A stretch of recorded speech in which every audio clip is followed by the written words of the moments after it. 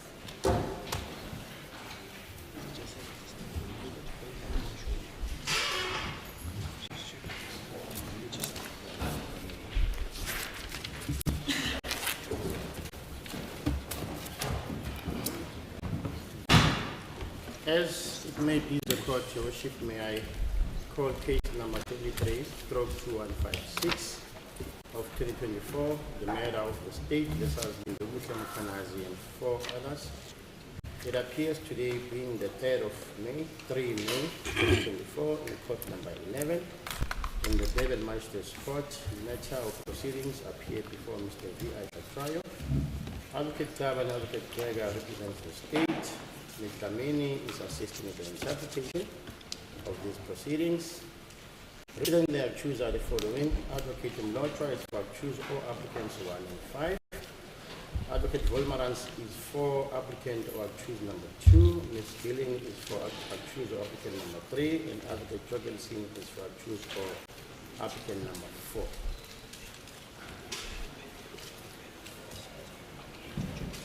Thank you, Mr. President. Thank you, Mr. Ndodjo. May it please the court, your worship, I confirm my appearance on behalf of applicant number 1 and number 5. This court pleases your worship, I appear on behalf of applicant number 2. As the court pleases, I appear on behalf of applicant 3, your worship. As your worship, please, I once again appear for applicant number 4. Thank you. Thank you. That we start at this time, I'm sure we'll cover reasonable ground. Thank you, Worship. Following pursuit on the numbering of exhibits, your worship, we request that the state's heads of argument be admitted and given an exhibit number to be R for Ronald.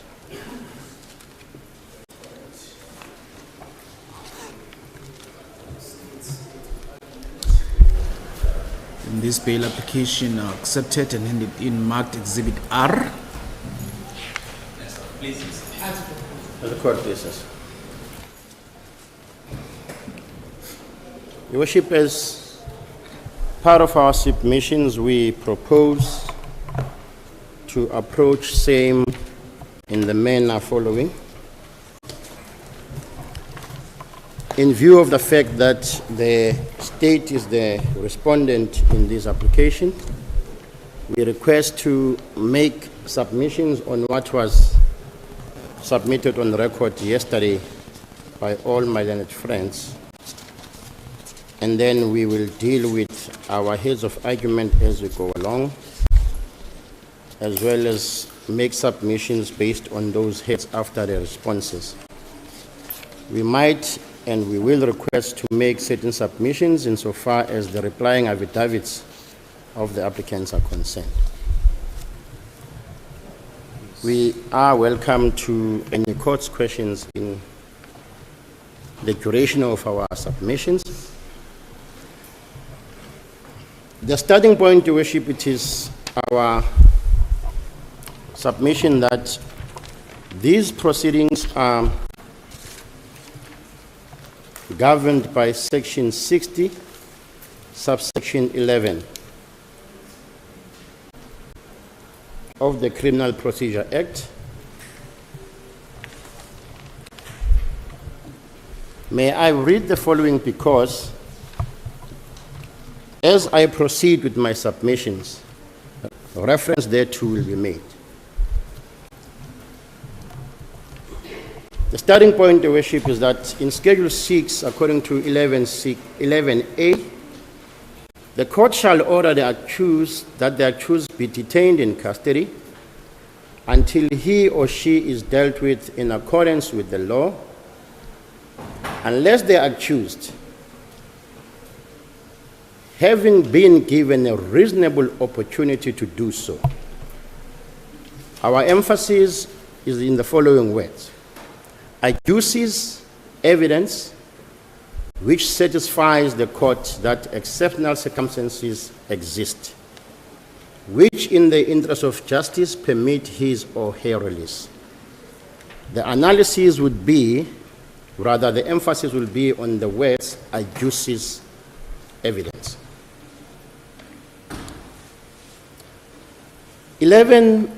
6011C reads as follows, Your Worship. The record of the bail proceedings, excluding the information in paragraph A that relates to previous conviction or pending matters, shall form part of the record of the trial of the accused following upon such proceedings, provided that if the accused elects to testify during the course of the bail proceedings, the court must inform him or her of the fact that anything he or she says may be used against him or her,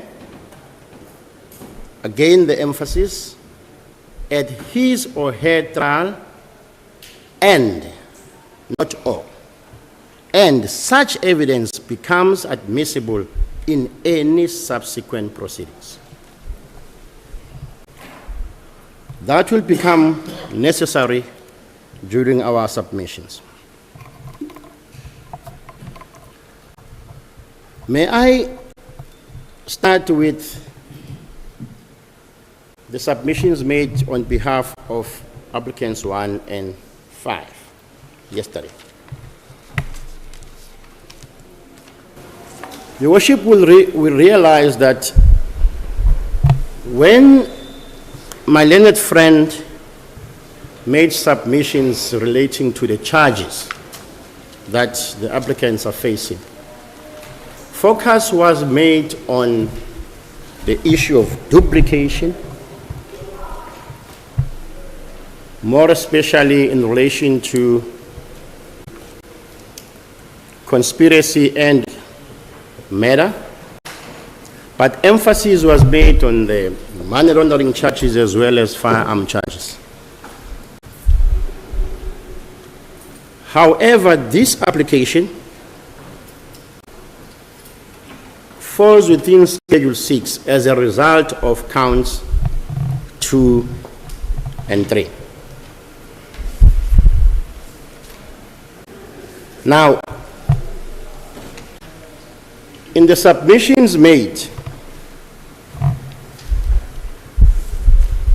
Council focused on the fact that there might be duplication of charges. Therefore, the state's case is weak. However, the contrary seems to be the fact in this matter. There is evidence supporting a number of charges at this stage of the proceedings. The state may choose to put any charges if the evidence supports such a charge. That aspect has not been challenged.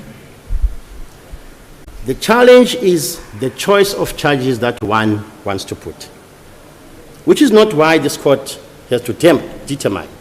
The court has to determine, is there prima facie evidence supporting a charge that the state has preferred. At the end of the day, it is the trial court, after having listened to all the evidence, to decide whether there is duplication or not. It's not for this court to decide.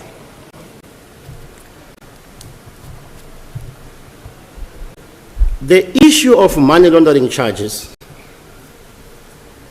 the Poker Act gives 3 sections which deal with these charges. And each section has got its own definition. The section 4 of poker, the section 5 of poker, the section 6 of poker. Each of these sections have got their own subsections. We submit that the evidence so provided by the investigating officer does sustain charges as per the sections preferred by the state. For example, with applicant number 4, the section 4B, with the other applicants, I think it's section 6. The submissions made by my colleague is a general approach of money laundering. But if you go deeper, according to these sections, one will realize the differences thereof. May I take this opportunity to explain the difference between the Tabashe and the Ndlovu cases? My learned friend for applicant number 1 and 5 might have misunderstood those cases. Much has been said in these proceedings, Your Worship, about the fact that, more especially in relation to accused number 3, a court will not find, that is now his submission, will not find an accused guilty of unlawful possession of a firearm if the firearm is not recovered. Those are the submissions. Tabashe deals with that. And then Ndlovu deals with the joint possession of the firearms.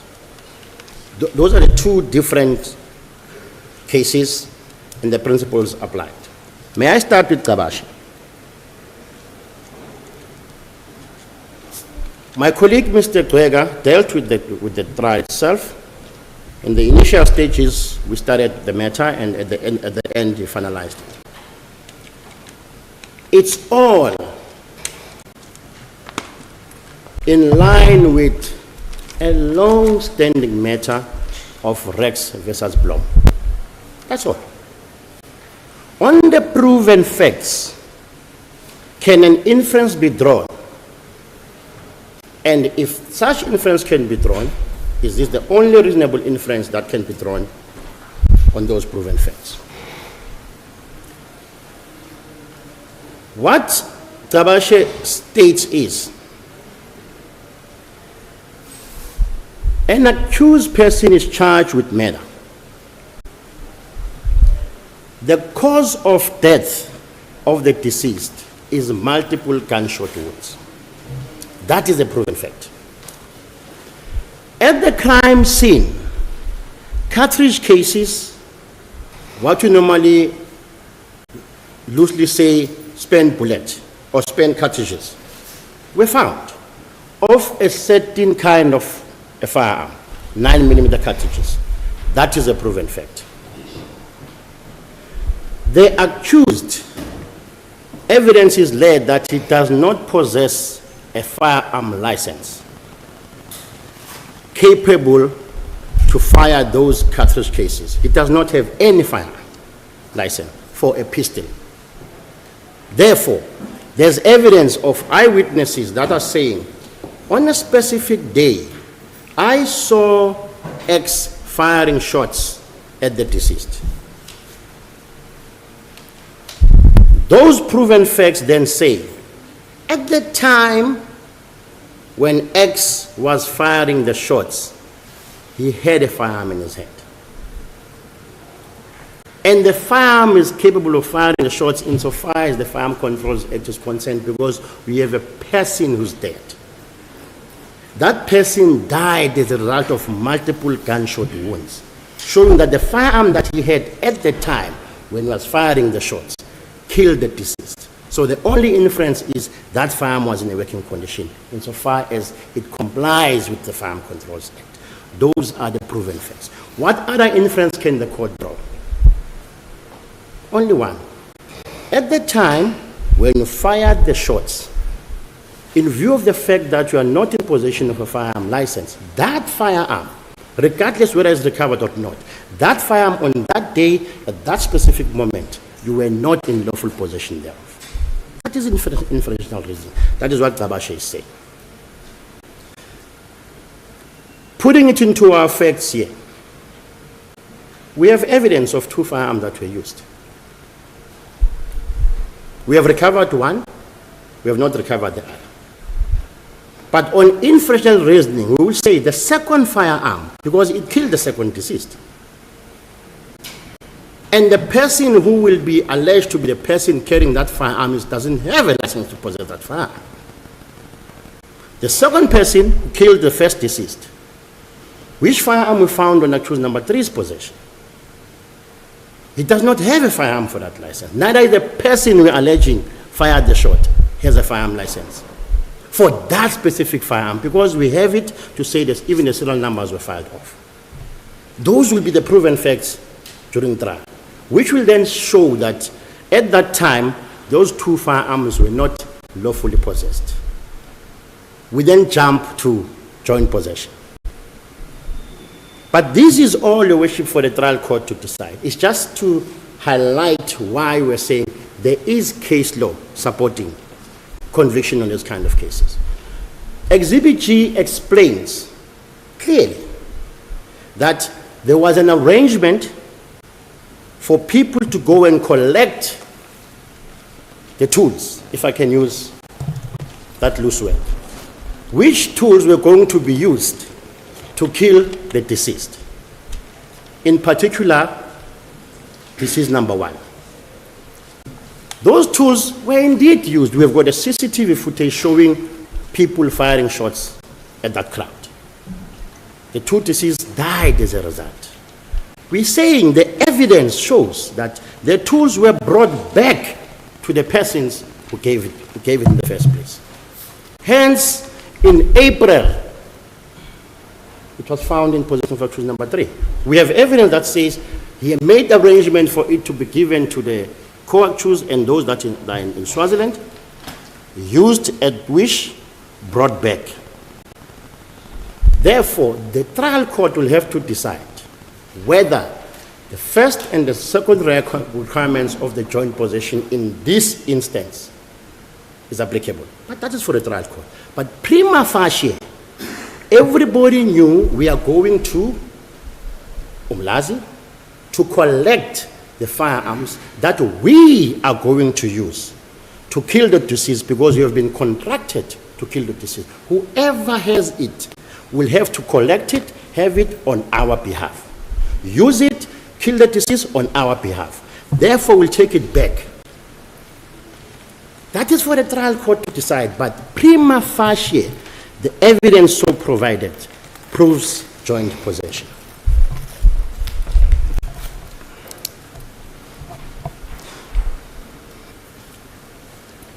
Therefore, it's our submission that the submission by my learned friend that because there might be duplication of charges and the charges might not be proved by the evidence lacks merit and should be dismissed.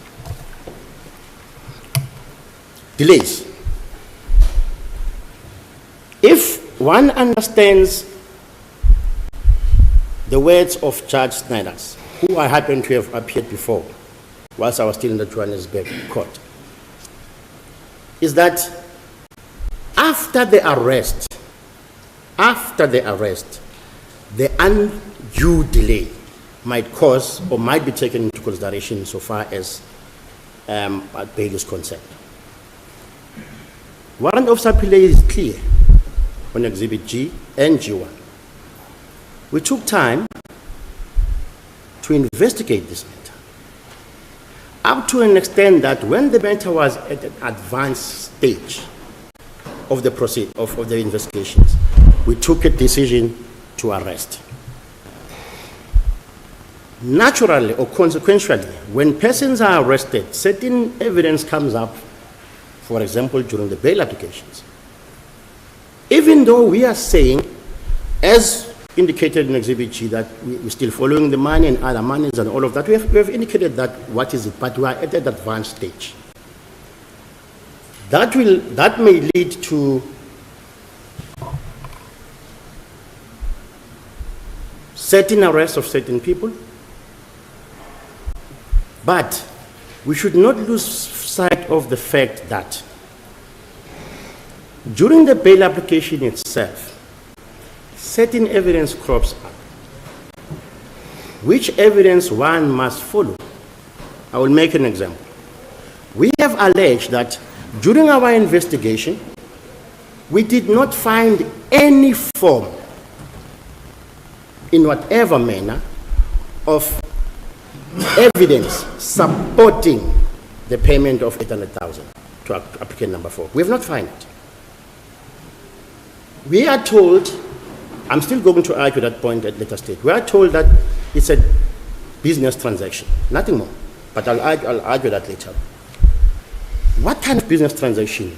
What is that you did? We've investigated that. We said we cannot find anything. Now, somebody says something during the bail application. Statements are being brought from certain people who are not even accused before that. Brought into the fore. The point I'm trying to make, Your Worship, is it is a known fact that a matter is investigated up to the judgment stage, because things do crop up. But all we are saying is, insofar as to try not to delay these proceedings, the state took its time to investigate. Your Worship can see the amount of evidence, the analysis and everything that has been done by the investigating team up to this far. Therefore, the issue of the delay should not be seen as per Snyder's judgment, because Snyder says you immediately arrested and now you want to prolong. We did not do that. We first investigated, arrested, and no, we are not going to prolong the investigations because we have done most of it before the arrest. But So the concern that has been raised is that after judgment in this matter cannot be sent to the High Court or to the forum where it will be held.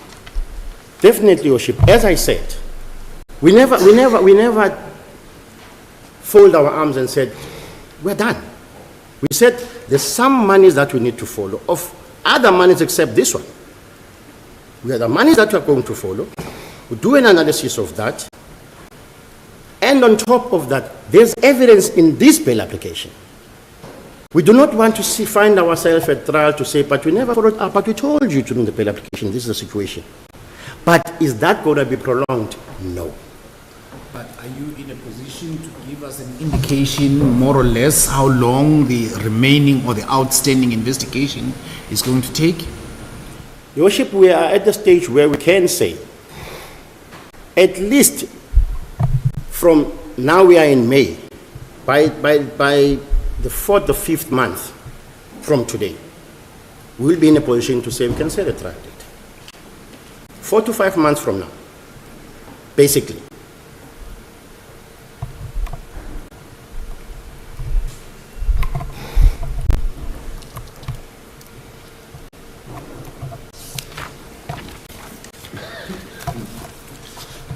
May I just approach me?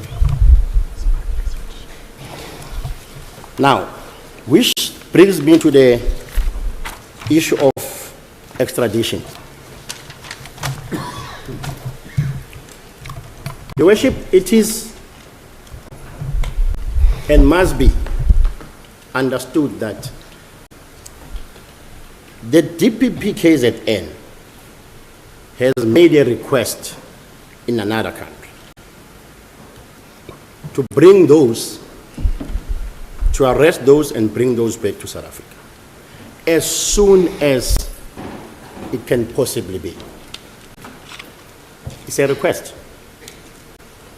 If that request takes its nature to, as there were certain submissions here, 2 years or 3 years or whatever the case may be, which we doubt is going to be like that, at some stage we'll have to make a decision about this trial, about the 4 that we have or any other that might be added. and not be bound by the fact that we still have to wait for that request to be finalized. At some stage, a decision will be made. There will be objections, for example. We make an application in court and say, can you give us 2 months, this will be finalized. That court will deal with that application at that stage. Should that court find that it will be a delay, we will proceed with the matter with those that we have arrested. So am I understanding you to say that the trial may proceed against the present applicant before court in the absence of the two that are in Swaziland? If that is the eventuality that should happen, it will happen. That's basically what we're saying. All we're saying, Your Worship, is we wish for our request to be attended to as soon as possible.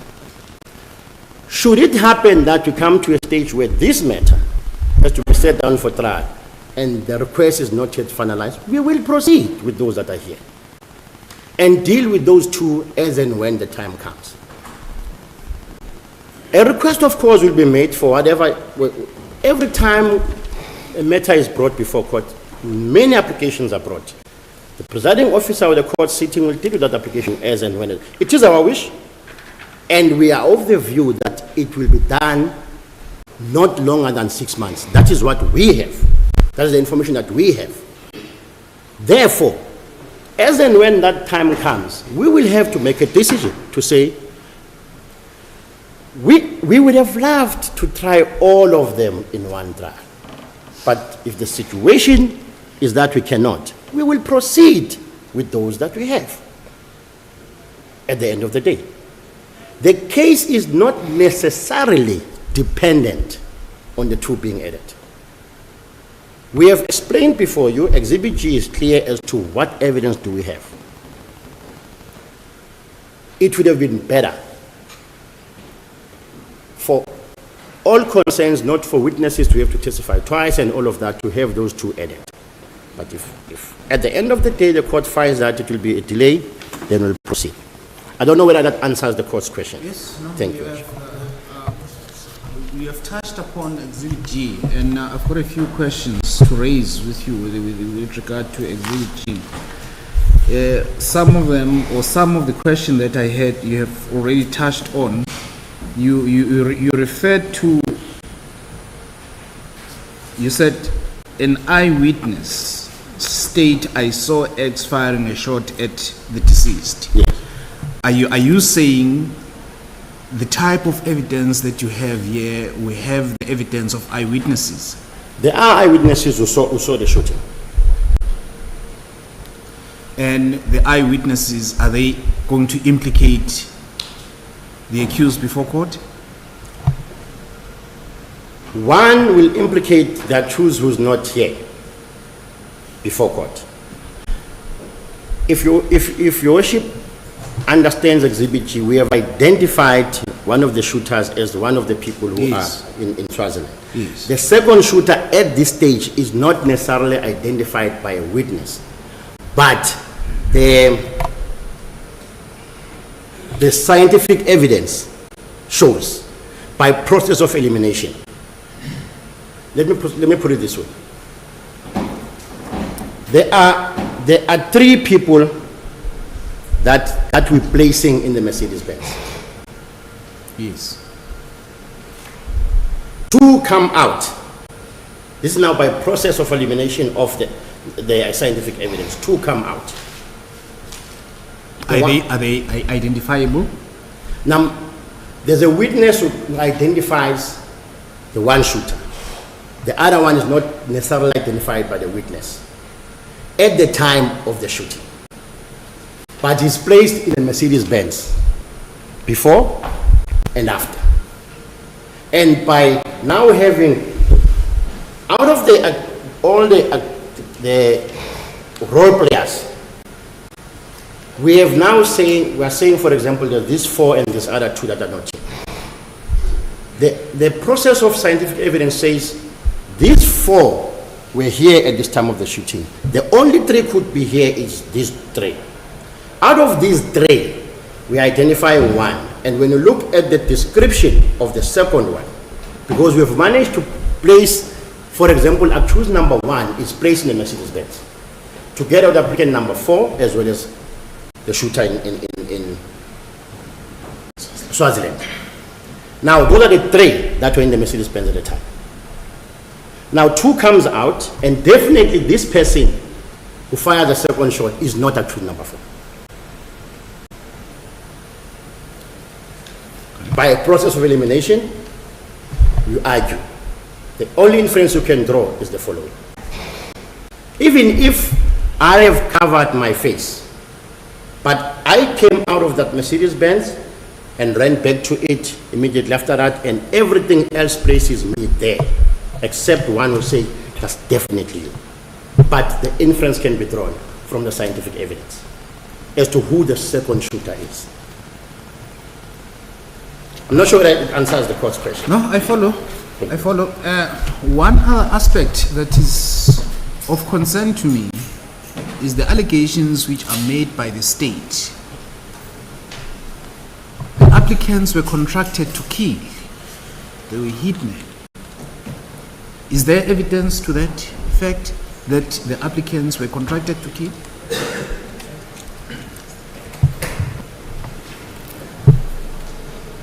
Without giving much in view of the sensitive nature. Yes, I accept it is sensitive, but there is this wide allegation which has been made. These are contracted killers. These are hitmen. Your Worship,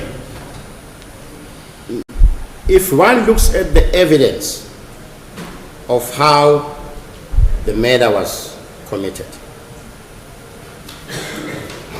how everything else happened, collection of guns, use of stolen vehicles, use of unlawful firearms, shooting thereafter, payments.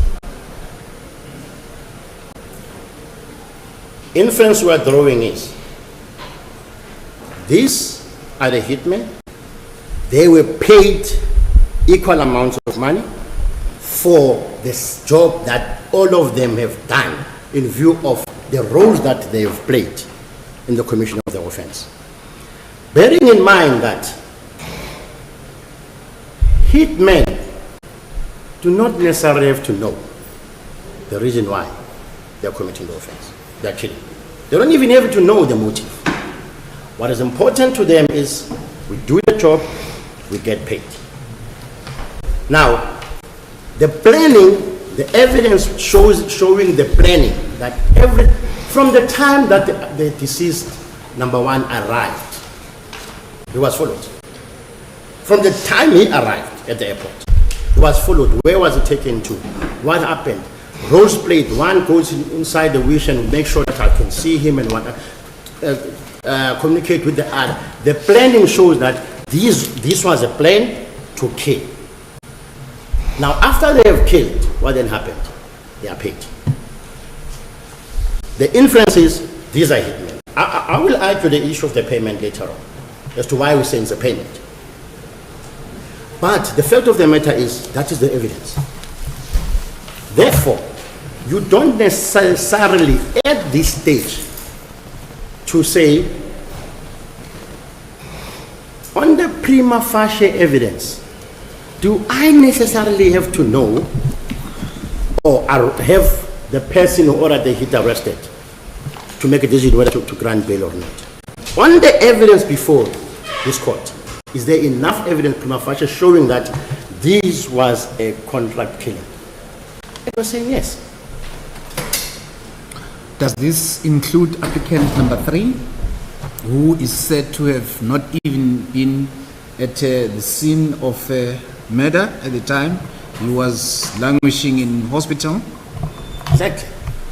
Now, we are saying, as part of the planning, as part of the execution of the plan, we need a stolen car so that it could not be detected. We need the firearms to be used for this purpose. And we have shown to the court that this was not the once-off incident of accused number 3 providing this. There's Berea 53, which happened immediately after this. We have shown to the court that This is the role that accused number 3 is playing, where he says, arrangements made, come and fetch the tools to be used. He gives.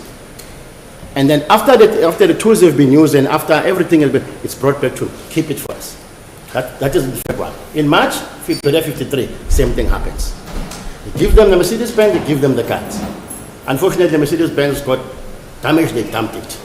But the bottom line is, his role is, I will keep the tools and whenever you use them, you need to use them. So that the police cannot easily detect what is going on. The rest of the team comes from the north, he comes from the south. Again, applicant number 3, he is not part of the people that are paid. He doesn't receive 133,000. How do we associate him with this group of the so-called hitmen? There is no Other than the firearms that he allegedly supplied and what have you. How do we associate applicant number 3 with the firearm, with these? Because he is not on the payroll. There is no bank record suggesting the payment insofar as accused number 3 is concerned. At this stage, it doesn't mean there was no payment made. Those are part of the investigations that we have information, but we did not put it on the record as yet until it's verified. We don't want to put a lousy information in court just for the sake of doing bail application. Those are one of the things that we're following up, because it is clear from the nature in which they operated that this is the role that he has been playing all along. Therefore, one can say it can never be for free.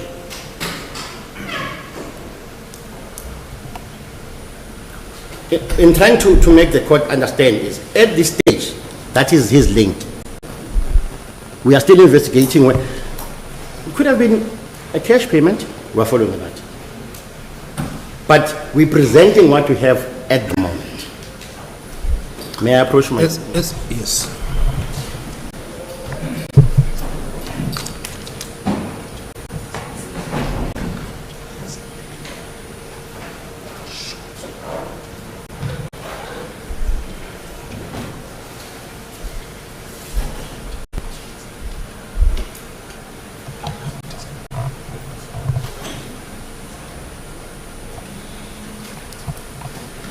Thank you, Worship. I'm reminded of something as well, Worship, that I might argue on this aspect.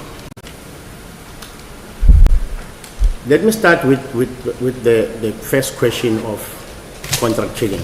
Not necessarily, I'll come with accused number 3. We have led evidence that accused number 5 opened that bank account on the very same day the matter was, the money was transferred. Soon thereafter, the account was closed again. Just to show the information that we are following up. After the shooting, there has been an exposure on applicant number 3, developing houses and everything of that nature immediately after the shooting. He is not employed. He alleges he's washing cars, but the amount of the houses he developed rings a bell. That is something that I said earlier on to Worship that we are following up, that there might not have been transaction, but a cash payment. However, the bottom line at this stage is, did he play a role? And what role? And it can never be that he offered these tools for free. More especially in this kind of, if I can put it loosely, a job that has been given. It was not any simple individual. If I don't want to say I'm equating him to other people, more than that. But then the stature of disease number one would say, but even the amounts that we alleged were paid.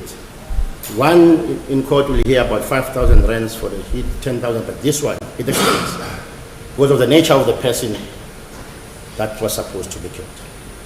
I'm not sure that I've answered your worship on the consent. May I then proceed unless there's anything else, worship?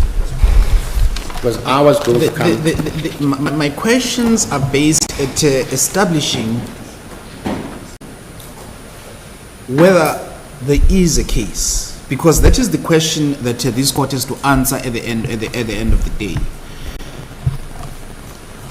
That is where I'm directing my question. Is there a case against the applicants before court? And if there is a case, is there any risk if they are granted bail? Because those are the paramount questions that I have to answer at the end of the day. So that is where I'm directing my questions. As a court process. As I have indicated to your worship before, there's a manner where I've structured the submissions I wanted to make. Part of what I'm submitting falls to the risk. That is now our section 60 subsection 4 to A to E. And part of what I'm going to submit falls to the issue of the case. Mm-hmm. But I wanted to respond first and then come to the issue of the case against the accused, as that is now the first leg. Whether is there a case? Are there exceptional circumstances? Once you have, or the court have analyzed and find that they are not or they are, then the second leg, which is now the inquiry about section 60, 4A to E. Now, as I am going along responding to what my learned friends submitted yesterday, some of the court's questions are answered. Okay. Thank you. You may proceed. The doctor's note. That might go to the risk. I think we have highlighted that even on our affidavit. Under those issues of section 60, subsection 4A. One of the emphasis that I've indicated at the initial stages of my submissions is accuses evidence.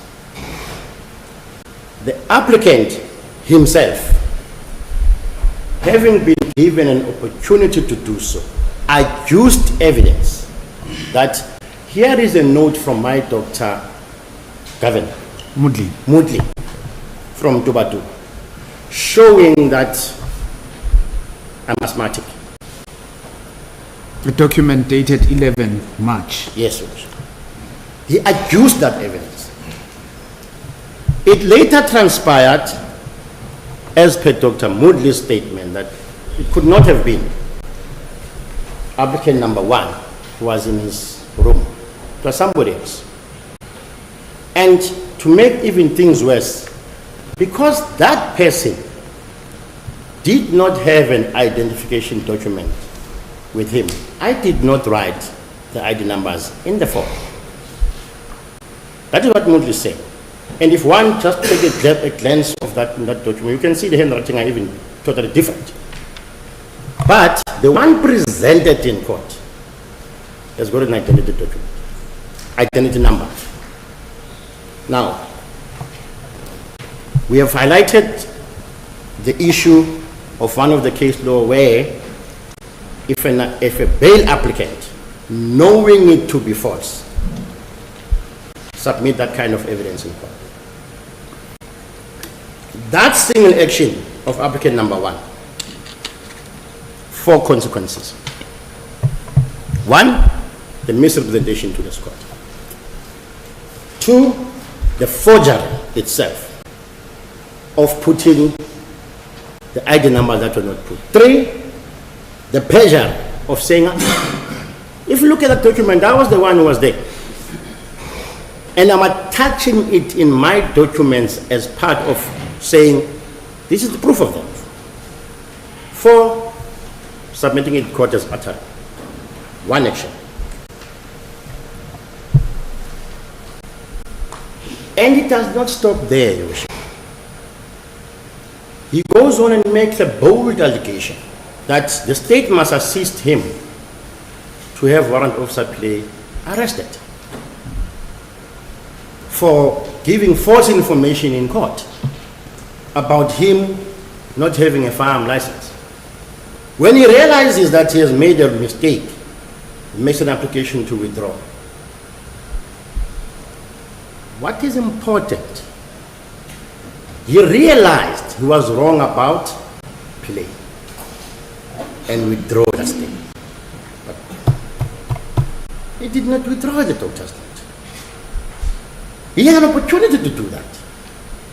All he's saying is, go to Westville, you will find that I'm being treated there. And he puts the blame on the state, whereas he has the responsibility to adduce evidence. All that he needed to do is to ask for this court for an order that those documents be released. If he so wanted, not blame it on the state. Because the duty to adduce such evidence lies with him. Now, applicant number 5. Sorry, before we leave applicant number 1, what are you saying?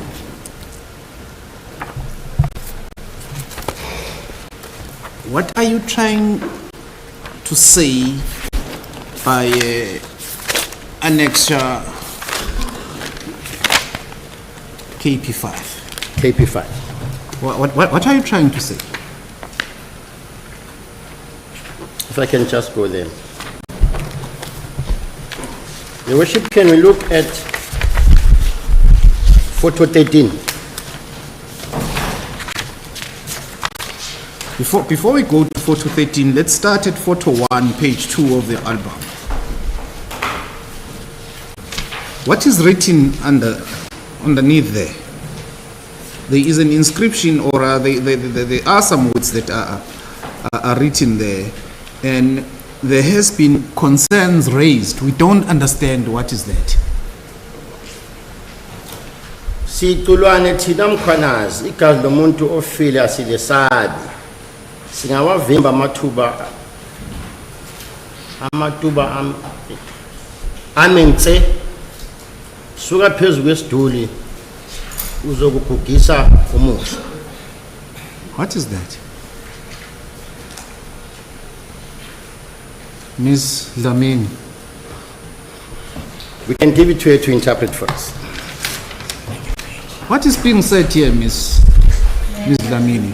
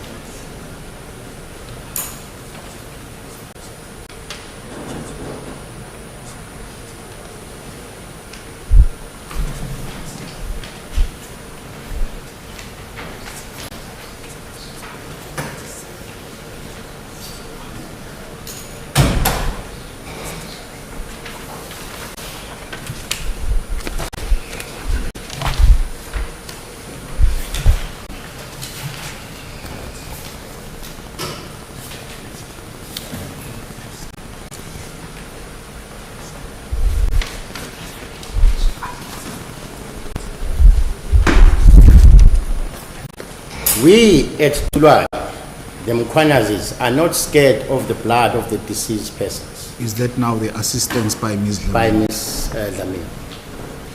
We can make Mtuba come to a Should she stand. not put it herself on record? Oh, maybe she can read it, Your Worship. Yes, I think she should tell us what is As a being court said. basis. Your Worship, the interpretation that I got from it is that it says, at school, I think we, the Mkwanazis, are not scared of the blood of a deceased person. We can make Mtuba come to a standstill, move away from the region.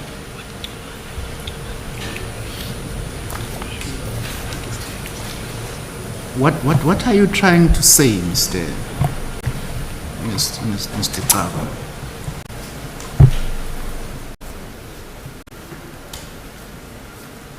I understand one and foremost that this may border or this may be character evidence which the trial court is not going to accept because it speaks of character or may not admit. But what are you trying to tell this court?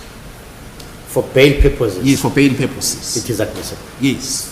That is what we're trying to say. Who is the person? That is why I'm asking you the question. What are you trying to say? We are trying to tell Your Worship to say the bail applicant before you is a person of this nature that swears, that carries guns in public areas so as to portray that it should be feared. And this is a person who operates in a taxi industry where he goes on to say, we can put Tuba at a standstill. Look, I think this, the emoji that says, I swear. I swear. This is the kind of person that if you release him on bail, he has already told you, I want everybody out there to see what kind of a person I am. I must install as much fear as I can to everyone who's there, more especially when one views it in the nature of the business that is in. And we know, we cannot run away from that fact, that the taxi violence in KwaZulu-Natal in particular, this is what is happening. And if one understands the message he wants to portray out there, fear me. This is who I am. I can do anything to put Tuba at a standstill. And not only, Your Worship, is he taking a video, he circulates it.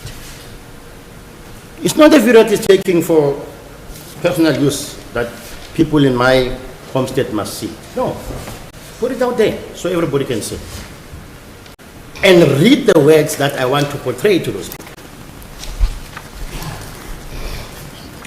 Not only am I doing this at my yard, Photo 14, public area around the Richards Bay area. There, putting a gun, having a smoke, whoever is passing, this is me. I'm not going to touch it. Portraying, now, if one looks at this evidence and say, okay, here's a person who wants everyone out there to fear him. It lends to a number of people. And we have, for example, made a submission in the affidavit to say, if one looks at photo 13, imagine his enemies that he has indicated in his affidavit come in that kind of situation and a shootout ensues. Who is in danger? If he moves around with automatic rifles and go and display them in public areas, anything can happen. This is the nature or the kind of a person the applicant number 1 is. That is what we're trying to portray, Your Worship. If Your Worship understands. Because we're dealing with the character of the bail applicant. That is someone who willy-nilly carry guns whatever he wants to do. And not only do that, but send messages to people that must be feared. Okay, let's move on whilst we are still on applicant number 1. You claim through warrant officer Pillay that he did not comply with the conditions. Inter alia, you are saying he did not remain at his parental homestead in Durban, but he moved to Nseleni. Concerns have been raised that you did not do what you did initially, that is making inquiries at the people as to his whereabouts when you did not see him, and that you did not explain his constitutional rights, whatever information you obtained from him as to his staying at Nseleni was obtained unconstitutionally or without you having complied with his constitutional rights. What are you saying? May we start with this position? Police went to his home in Durban, which home he said he's going to reside in. A person was found. An inquiry was made from that person as to the whereabouts of the applicant. The person gave an information that ever since he was granted bail, he never came back to stay here. He does not know where he stays. That information is relevant for the bail application. The identity of the person is kept for the safety of that person. We did not want to disclose the person who gave the information. It is not, if it was a parent or a relative. Now it's someone who stays in the property but is not a family member.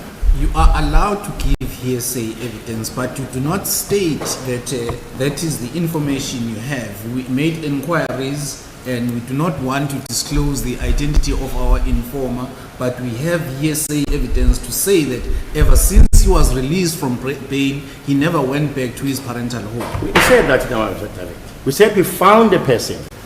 We said that in our exhibit G. Please take me there.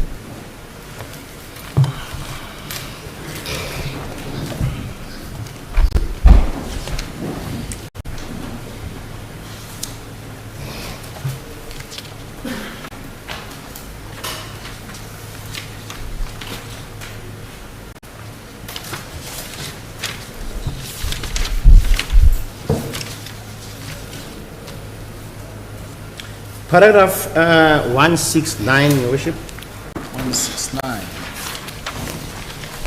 Upon inquiry from a person in the yard, my team was informed that since applicant 1 was granted bail, he has not been. Thank you very much. Thank you, sir. I've got it.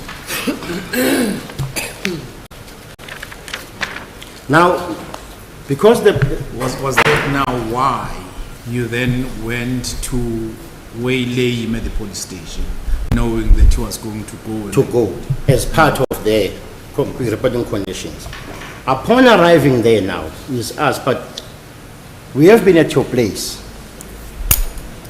You didn't find you there. Where are you staying? Let me go and show you where I'm staying at Nseleni. We took them. It's not any kind of evidence that needs one to be informed of his rights. We were looking for you. We couldn't find you there. Where are you staying? He says, no, I'm going to go and show you. It's not disputed, actually. It is not disputed, that issue. That portion in the replying affidavit of applicant number 1 is not disputed. If my memory serves me well. Again, there is a concern raised that he has shown you now the place at Nseleni. Where is a confirmatory affidavit by or statement by whoever at Nseleni to say, yes, I'm renting a room out to Mr. Mkwanazi. Mr. Mkwanazi has been staying with me here, paying X amount of money per week, per month. Where is such information? May I take the court to paragraph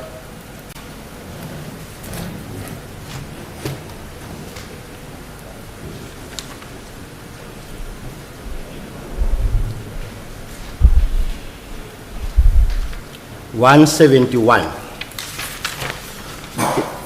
But one has to read it with 170. He arrived and was arrested. He was asked why he was not staying at his home as per the condition he gave to the court when granted bail. He indicated to my team that he received information that his life was in danger from the taxi rivals and therefore moved away from his house. Upon inquiring, he showed my team an address in Nseleni where he said he was hiding from his foes. He showed us a room at the back of the premises. My team found a bag with his clothing still packed and indicative of the fact that he can move anytime from that place. There were no items of clothing indicative of the fact that his wife was staying with him at the said address. He was asked why he did not inform the investigating officer of the changes. He could not give an answer thereto, safe to say that he moved away for fear of his life. Now, it is not from the explanation given by applicant number one. It could not be a place where one could say he's permanently staying. For one to say, to ask a friend, but as we are saying in the affidavit, it's clear that he was saying, I'm just hiding here as of now because of these reasons. Even the fact that we found the bag even packed, it was not to be more necessary to ask one, but why is he here? Is renting, is doing that? Because we are saying, this is the explanation that he gave us. So we accepted what he gave us. So to the state, it was enough for the state to understand that this is the reason that he has given.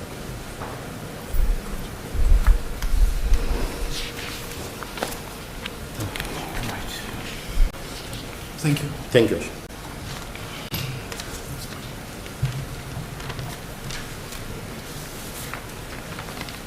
Now, I was dealing with applicant number 5 submissions, unless the court wants to take me on something else before. I think I've answered on the question relating to applicant number 1. You want to move to applicant number 5? 5, yes, which on the submissions made yesterday. You may proceed. Your Worship, there is this issue of accused 5 handing himself over. Yes. And the Worship is asked to consider that and find that he is not a flight risk. Now, there are certain factors that your Worship should look at before even coming to the point of handing himself over. Number 1, the applicant himself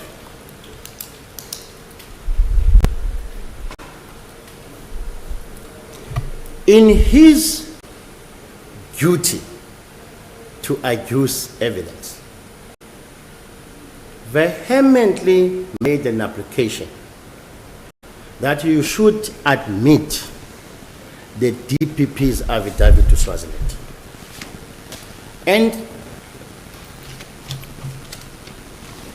in his application thereto, part of what was said was, you will be denying him, Your Worship, his right to challenge evidence if you do not accept this. That is part of his duty to adduce evidence. Now, the difficulty that he's facing now is the fact that in that evidence that he asked you to accept, there's a request for him to be arrested in Swaziland. Now, they are saying to you, here is the evidence that I was in Swaziland. There was a request for me to be arrested in Swaziland. That's what they are saying. Because they are saying, accept this evidence.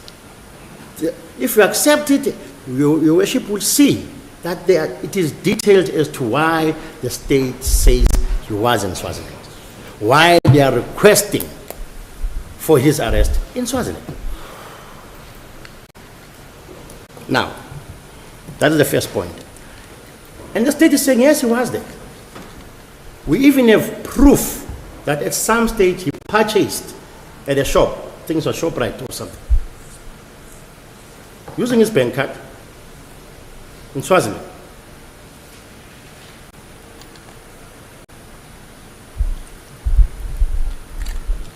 Now the applicant himself corroborates that by asking you to allow the evidence of his request to be arrested in Swaziland. You cannot ignore that. It's his evidence. If you accept the contents of the DP's affidavit, it says he was in Swaziland. But the proof that you say you have of him making a purchase at ShopRite, is it part of Exhibit G? It's mentioned somewhere, Your Worship, in Exhibit G. I think that choosing himself even said it was a visual card that was used, but he left the phone with the two.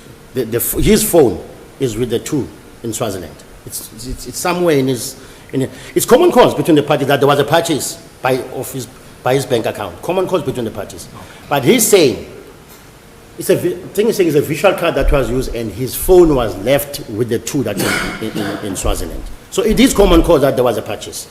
But I'll get to that paragraph, Your Worship.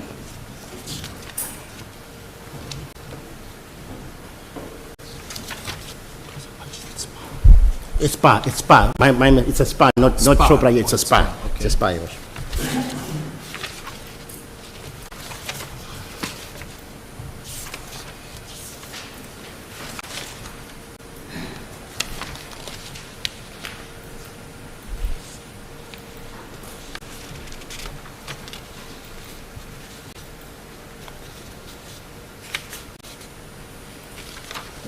We mentioning this on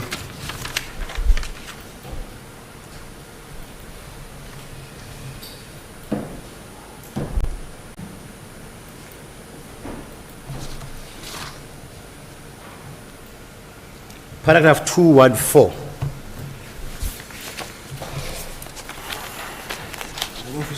My apologies, Your Worship, it's in 213. We engage the offices of Interpol and crime intelligence units to assist us in tracing applicant 5 and the two demanded brothers. It was established that applicant 5 was indeed in Swaziland with the two brothers. There was evidence that he was indeed in Swaziland because his bank card was used to purchase in a store in Swaziland. Crime intelligence officers also confirmed his presence in that country. Thank you. Now, the issue about this aspect, Your Worship, is the fact that we have now also handed in his passport. It's not stamped. It's clean. No stamp at all of him leaving South Africa. So you are saying there is evidence that he was in Swaziland. Under normal circumstances, one would have used his or her passport to go over the border. But you are saying in his case, although he is in possession or he has a passport, there is no indication on his passport that he ever went there, yet there is proof that he was there. That's correct, Your Worship. And his passport was valid even before him being found in Swaziland. Meaning the passport never came to be issued to him after that. It was already in his possession when he went to Swaziland. If Your Worship, it's not a question that he went to Swaziland and then came back and then applied for the passport. He went to Swaziland whilst he was already in possession of a valid passport. Now, one might take this lightly, but if one thinks about it more and more, it does make a little bit of sense. He is, the two Ndimande brothers are arrested on a Saturday morning in Swaziland. He's not yet arrested. On Monday, following the Saturday, it's all over the news that the two Ndimande brothers are arrested. The other two are not yet arrested. On a Tuesday, the police go to his place of residence. Already the issue of the Ndimande brothers being arrested in Swaziland for this case is a well-known fact in South Africa. It's all over the news. He is not found at his place. Now, bearing in mind the worship that he has been in Swaziland before, there's evidence for that. And he was with the two brothers at the time. There's evidence that we have read for it. Now, in his mind, he is saying, the two brothers have been arrested where I was in Swaziland. Now, the police have come to my home in Pietermaritzburg area or Camperdown area. They found my mother. My mother tells me that the police have been here. The same police that have arrested the people I was hiding with in Swaziland. What choice do I have in the present circumstances? But she was threatened. I'm coming to that, Joshua. I'm coming to that. What choice do I have? I cannot run away now. It's clear that this policeman can find me anywhere if they manage to even get my two brothers in Swaziland. Now, the state is saying there was never a threat to your mother. They're actually saying there was a threat. I was told, if I don't hand over myself, my mother was showed the place where they will bury my body next to the crowd or something like that. The police are disputing it. Now, if you accept that this has happened, if the court accepts for one that this is what happened, is that not an inducement, not a voluntary handing over to the police, but to say, hey, if I don't, I'll be killed? If you accept it for once, to say this is what occupies his mind. Therefore, the pressure that was on me made me to hand over myself, not necessarily that I wanted to. If we accept this evidence, it might seem far-fetched, but he chose to tell you that this is what was told. Is the handing over voluntarily or induced by the circumstances? Therefore, can we accept to say, yeah, it's not a flight risk? Because when the circumstances change, he acts otherwise. That is the evidence. Which takes me to accused number 2 on this very same issue. In his affidavit, I've indicated to your worship earlier that section 60 subsection 11C says, and such evidence becomes admissible in any subsequent proceedings. The affidavit he made in the Perea 53 application, he was given a warning. Now, this application is a subsequent proceedings to that. There was no objection when applicant number 1, for example, chose to use his affidavit in a bail application that he did and use the IO's affidavit in that application, because that is the principle.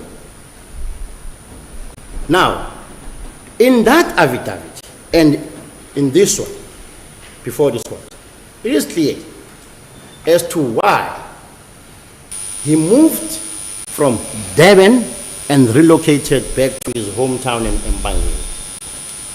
And stayed at Mpangeni, and again for the reasons that made him to leave Durban, he went to stay in Gauteng. It is in his evidence. When it's becoming hot in the kitchen, I relocate. That's the bottom line. Now, is such a behavior not indicative of the fact that when the pressure mounts, they will change another? The same applies as applicant number 1. And this is what they told you, Worship, not us, to say we live in this fear because of the taxi business that we're in.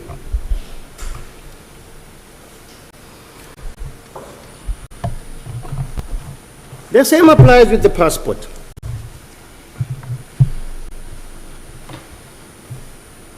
Exhibit KP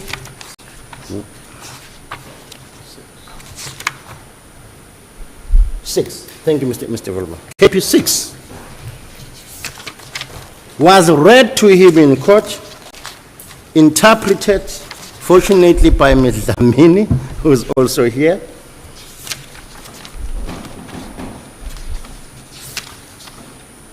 Where he says, Your Worship,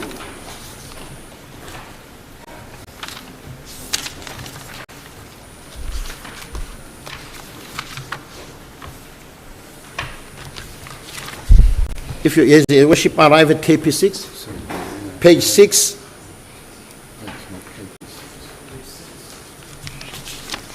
Yeah, KP 6. Paragraph 21.d. I do not have a valid passport which may enable me to leave the country. I undertake to not obtain and or apply for a passport for traveling without the permission of the investigating officer or the public prosecutor pending finalization of the trial. If some emergency arises which may necessitate my traveling over the borders of this country, I will only do so if permitted by this honorable court or investigating officer.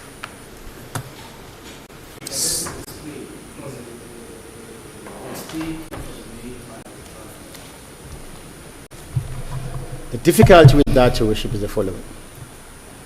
As Your Worship has done in this court, have you heard the contents? Yes. Do you confirm the contents? Yes. If the state did not highlight this, that court would, in fact, that court still has this impression, because the bill is not finalized. That court still has this impression that there's no passport. There's no explanation given. At least this bill has now come to an advanced stage. But the bottom line, Your Worship, is before that evidence was admitted, the contents were confirmed by the applicant. The contents were confirmed. There's a reason for that. There's a reason for the court to say, it has been interpreted to you. Do you confirm the contents? And the applicant says yes.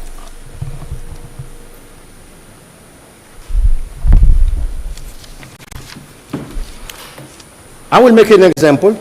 Paragraph 14, the previous page of KP 6.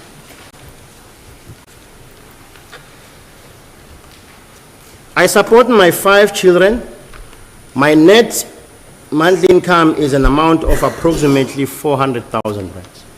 It was inserted by hand. This information could only have come from the applicant himself. For whoever is drafting it to put that amount was inserted. And KPM 6 was commissioned on the 2nd of February 2024.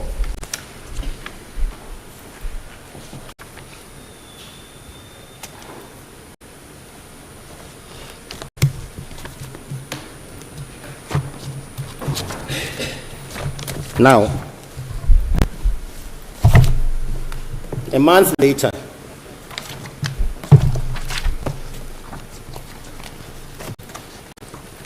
Exhibit D,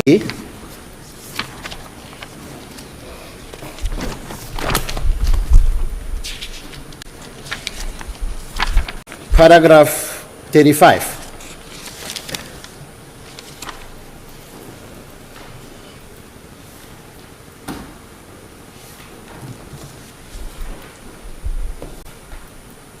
I generate an income of 250,000 rands per month from my taxi business. The very next month. Previous month it was 400,000 in February. In March when we started the bail application, the amount suddenly changed. And he confirmed it here in court. Are we going to blame the drafter again?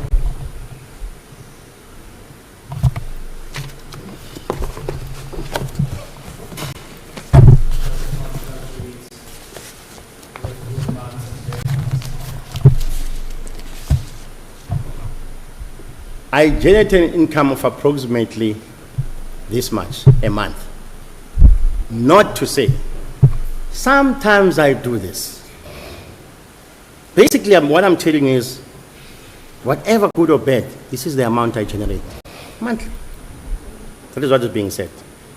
Fluctuation would be sometimes, depending on the business, but generally what I'm saying to you. It means, on average, this is what I'm making a month. But the fact I'm trying to make, Your Worship, is if there was a mistake, about the contents, because the 400,000 was mentioned, right, 400,000, and they wrote it on hand. The 250 is mentioned at the start. It shows, somebody said it's no longer 400,000, it's 250,000. So we cannot blame the drafter, because the drafter got the information from the deponent. That's the point I was trying to make. If we accept that, there's fluctuation, of course.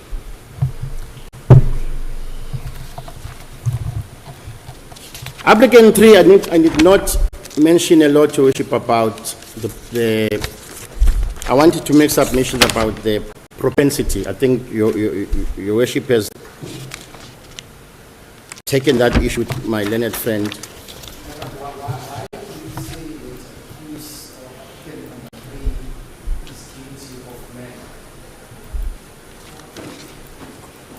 For this matter.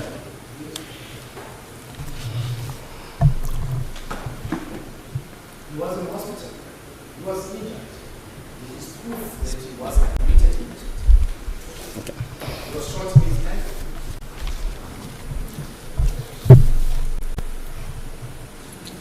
We are saying to Your Lordship, Your Worship, my apologies.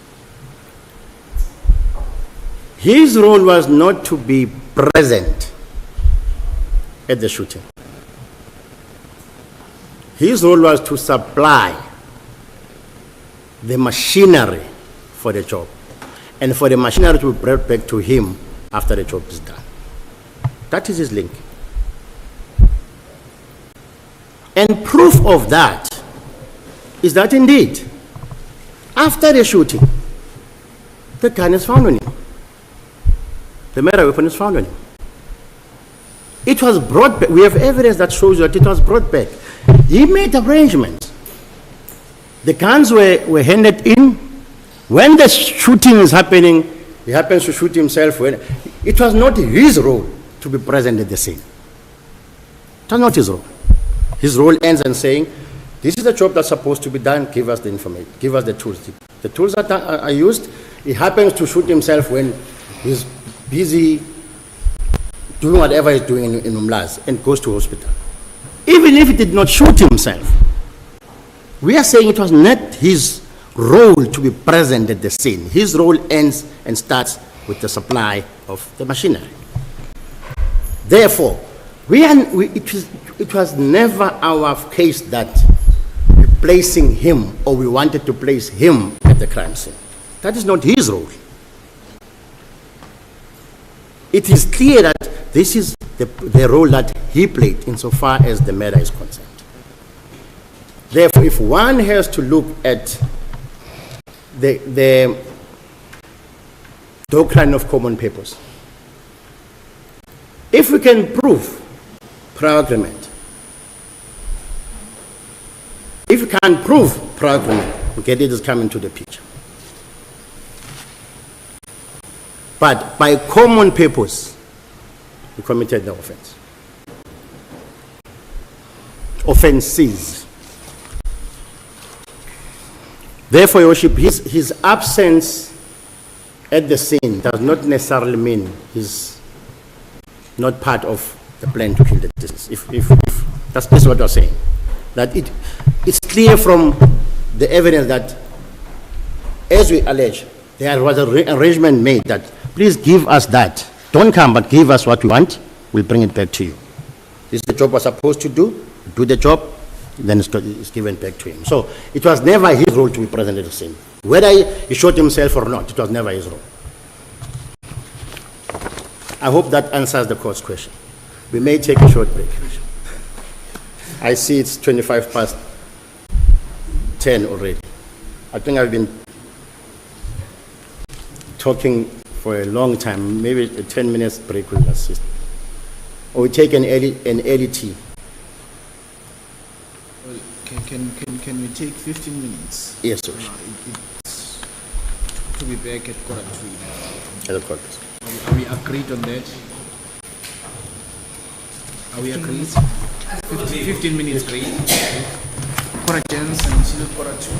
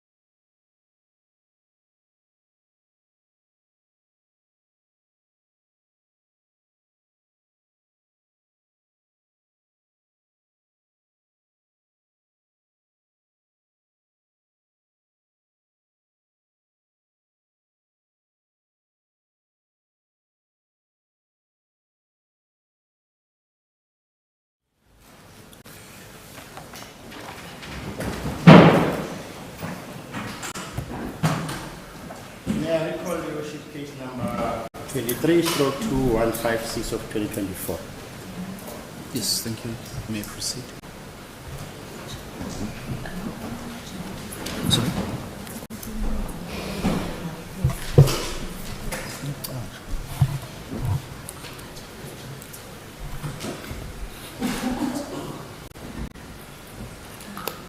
Yes, thank you. You may proceed. Thank you, Worship. May I refer the court to one case that I managed to find on the issue of applicant number 3. Matter coming from this division, but it was also held in the Supreme Court of Appeal. Ravinji Soni, R-A-J-I-V-W-E.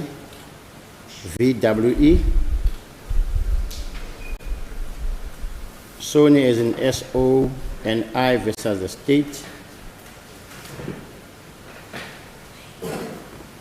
Case number 465 of 2019, in brackets 2021, ZASCA 57.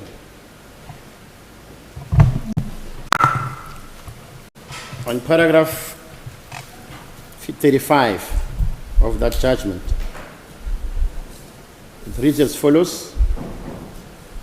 In our view, the agreement which Dlamini had knowledge does not exclude a wider agreement of which he was ignorant. In Tibz, the Constitutional Court explained that the doctrine of common purpose permits for the attribution of the criminal liability to those persons who jointly undertake the commission of the crime. The conduct of every person who acts pursuant to the common purpose is attributed to all who form part of the common purpose. A common purpose may come about by way of a prior agreement, express or implied, or by way of active association and participation in a common criminal design. In a consequence crime such as murder, the ordinary requirements between the conduct of the accused and the death of the deceased is dispensed with, provided that the accused actively associated with the conduct of the perpetrators. Now, logic dictates, Your Worship, submit. This minus applicant number 3 in the whole scenario. Just take him out, his role, everything. What are we left with? No firearm, no stolen vehicles, nothing. But in the pieces of the puzzle of this agreement, he is needed to supply the following. And it needs to be stressed, Your Worship, perhaps I might have forgotten it earlier on. To indicate what we said earlier on, that there's a pattern wherein he seems to be the supplier of firearms and vehicles. Your Worship would recall that there's a matter that is charged under Mayville Case 226 of 5 of 2022. This is where we said the cartridge cases that were left in that taxi violence shooting where people died meshed with the second firearm in this matter. So the 2 firearms that were used in this matter were collected from applicant number 3, one of which was already used in the matter is linked in 2022 already. So if the court follows what my submission is, that he keeps them as and when they are needed, they come and fetch it. The Mercedes-Benz was robbed in January of 2023, used in this shooting, came from him. using the 53, which is in March 2023, a month after this one, where is also linked. Now, one can see the trend to say, as and when the North guys from Mpangeni and others want to do a hit, he supplies. This is the information. Active association as the common purpose.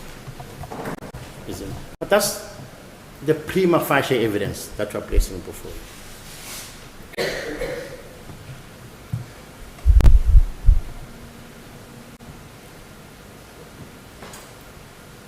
Submissions were made to finalize this aspect about number 2, propensity to commit an offense, about states saying they're going to join the matters and all of that.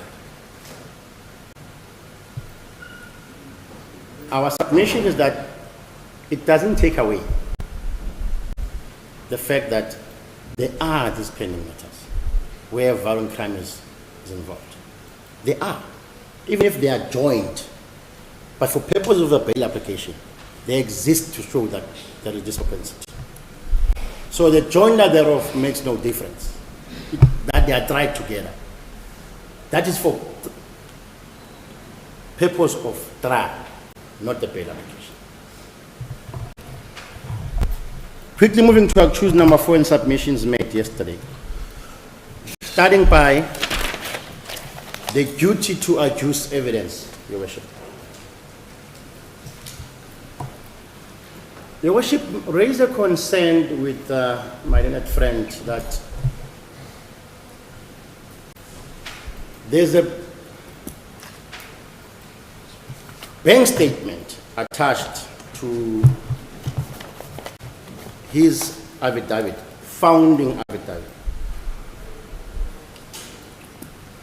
admitted as Exhibit F. The period of that bank statement ranges from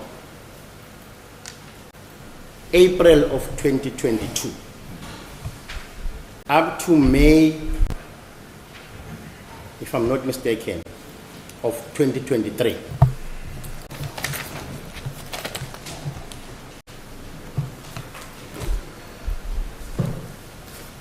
Of importance, Your Worship, is the fact that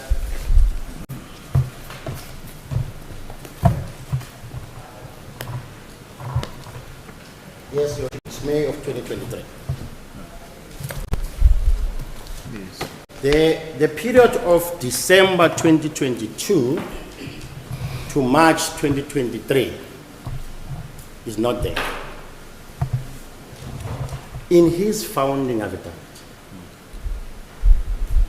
At that stage, when he submitted Exhibit F, it was not common cause, as Mr. Jorgensen has submitted. It was not common cause that there was money transferred, because the state has not laid this evidence.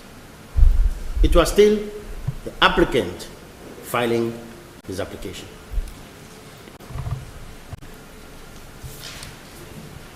And it was at that stage that it was highlighted to his counsel to say, in an attempt to assist you on your duty to adduce evidence, there's a certain piece of evidence that is missing.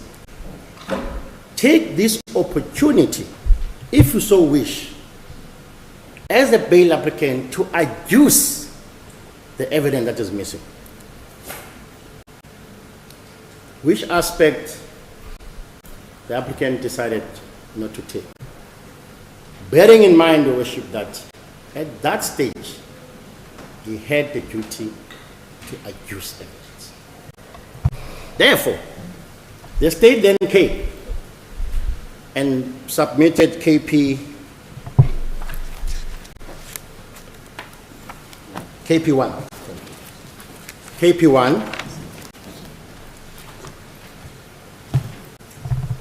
and the applicant was again afforded an opportunity to reply.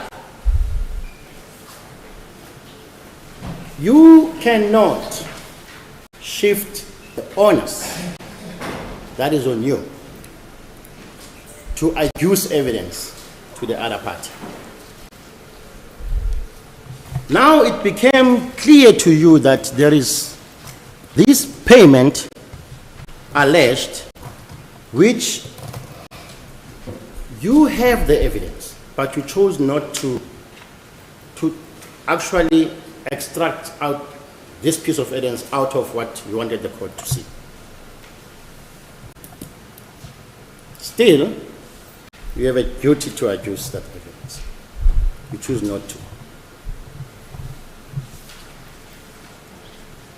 Once again, this aspect was raised by the state again. Do not forget that you have the duty to adduce evidence. Where is this dispute? Again, the applicant chose not to. Shifting it to somebody else is not going to help. Now, one has to ask himself one question. Why? You have taken a conscious decision to make the court aware of the existence of bank statements ranging from a certain period. But you decide not to divulge the crucial period. Whereas it is your duty to adduce that evidence. Much has been said about the arrest or not of the person who deposited the money.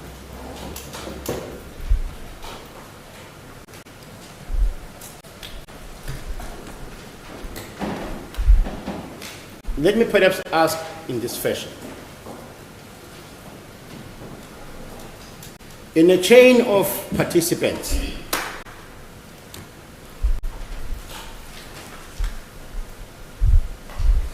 we show that each participant has played a specific role in the commission of the offense or in the execution of the plan.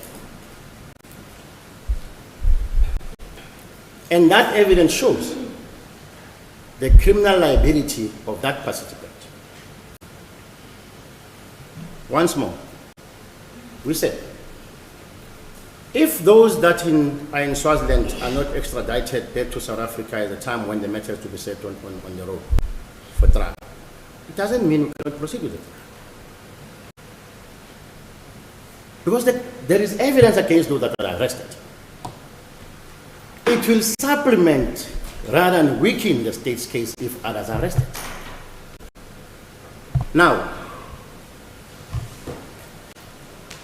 but if you allege that X paid the money for this specific purpose, why not arresting X? Don't wait. Deal with what you have now before you. Don't shoot blanks on the spectators for now. Deal with what you have in front of you. But submissions are made. Submissions are made that you claim this was a hit and the money paid was for the hit. This is defeated by the fact that you have now found out the source of the payment or of the money and you're not doing anything about it. That is not what you said. That's the issue. That's not what we said. We said we are following this and investigating this matter. On this aspect, what we have established is the following.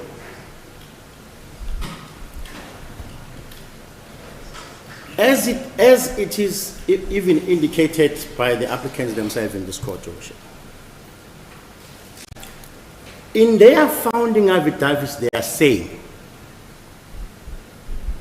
this is the kind of work that we are doing. None of them said we work for applicant number 4 in their founding affidavit. It's number 4 who says, I hire some of my co-accused for something. Doesn't even mention their names. Now, the state comes with this evidence to say, even though applicant number 1 says, rather applicant number 4 says, I've been paid for services rendered. We are saying there is no such evidence. You said that. We investigated and there is no such evidence at our disposal. You have a duty to adduce evidence. All you are saying is a blank statement to say services rendered. No invoice attached, no contract attached, nothing. Nothing. There's a bold statement from outside that says, no, we are a legitimate company, we paid him for business purposes. Nothing else. The state is saying we've got nothing. There is nothing showing that we're entitled to that, to those funds. Nothing. Is there any evidence before this court? Brought by applicant number 4 to show that that money was paid for this specific service. Nothing. The co-applicants get money from him of an equal amount. Money which we're saying the previous day we're linking you to the commission of this offense. And you happen to be in his area where he stays when these monies are paid. Equally so. And everybody who has been paid is a participant in this offense. Where are the services rendered by applicant number 1, applicant number 2, applicant number 5, to choose number 4? If you look at KP1, for example, Your Worship,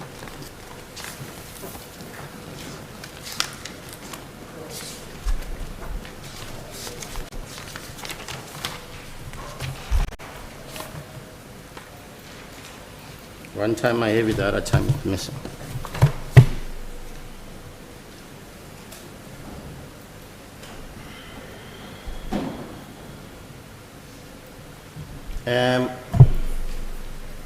One is given dividend.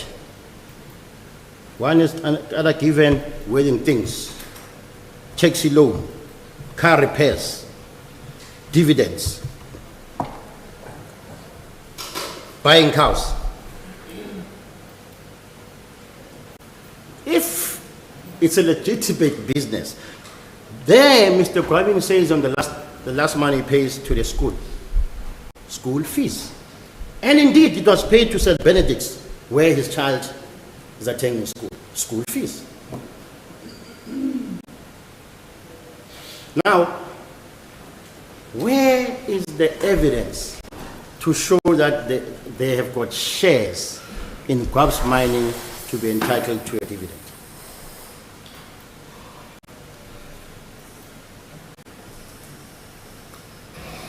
At one time, we're told, they're waiting for me. At one time, we see taxi loan. We don't know what is that.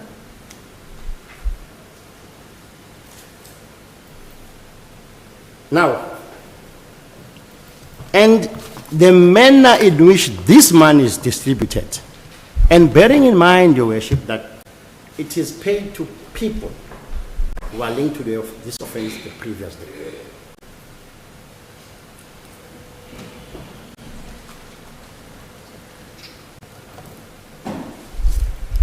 Now, picture the following, Worship.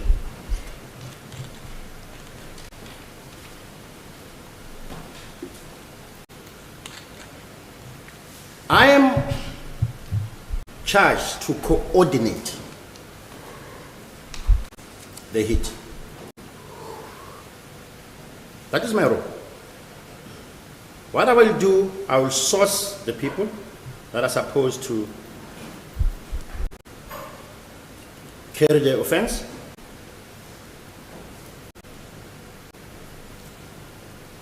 And I'm the one who coordinating, and I'm supposed to pay them for the job done.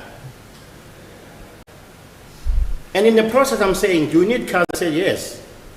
Here's the polo. Use it. It's rented in mining. Here's the Grand I-10. Use it. It's rented in mining. But the car where the shooters must come from must not be linked to us.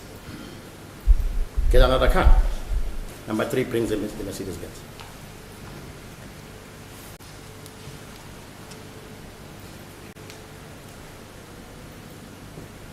I need not have any interest in the reasons why the person must be killed. If I'm paid, it's okay. I'm the coordinator. Now, if the evidence shows that this is what you did, is the absence of the person who asked me to coordinate weakens my case, I beg to differ. Prima facie before you is the fact that this is what he did. And we are saying to you, not only did he coordinate, he was present. One would say, Stage is talking about cellular phone triangulation and all of that.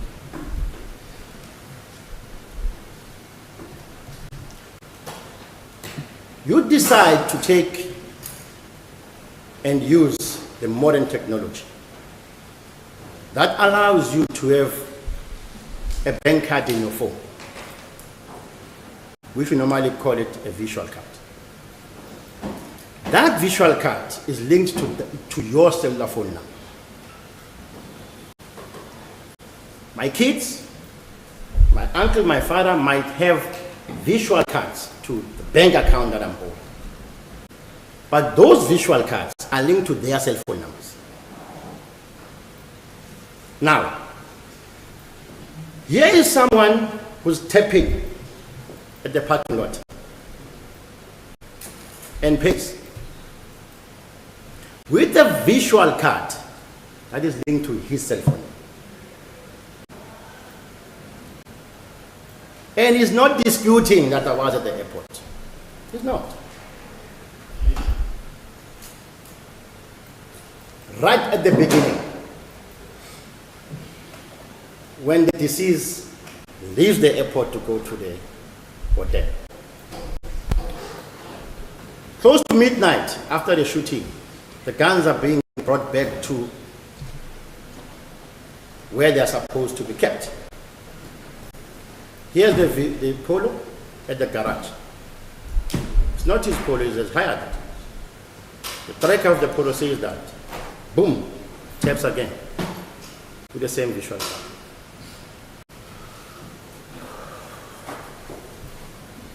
In the middle of all of that, there is this phone he uses to taps with at this starting point and ending point in the vicinity of.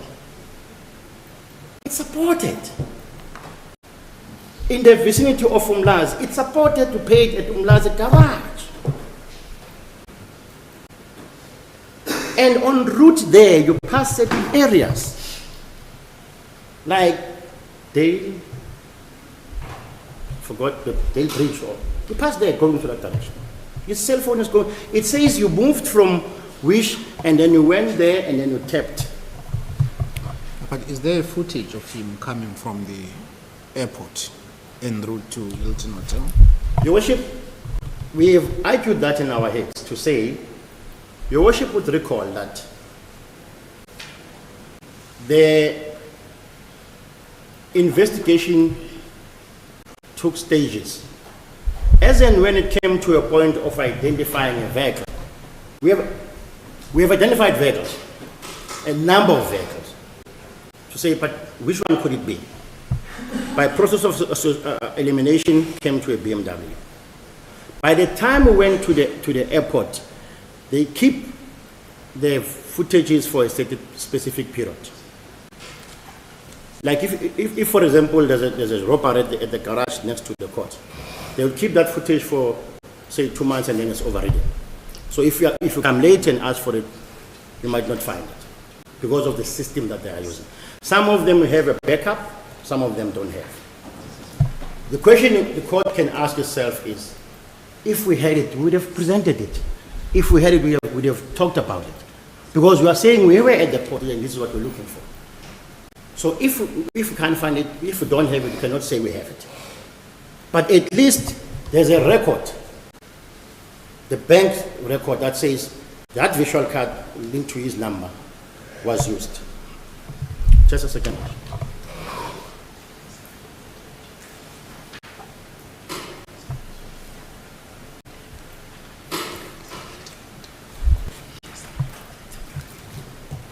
So, the closest we can get to the airport, fortunately, is the toll. The toll that one uses when it gets out of the airport to join the N2 camera. There we have a view footage of the BMW. There we have it, driven by a choose number 4. Does it show applicant number 4? It shows one individual in the vehicle. One individual in the vehicle. Unfortunately, the angle from where it is, you cannot see the driver, but you can see the vehicle itself. And now, taking that into consideration, I'm happy that Your Lordship has raised this. We now have a statement. Let's start by saying, at the time the deceased is leaving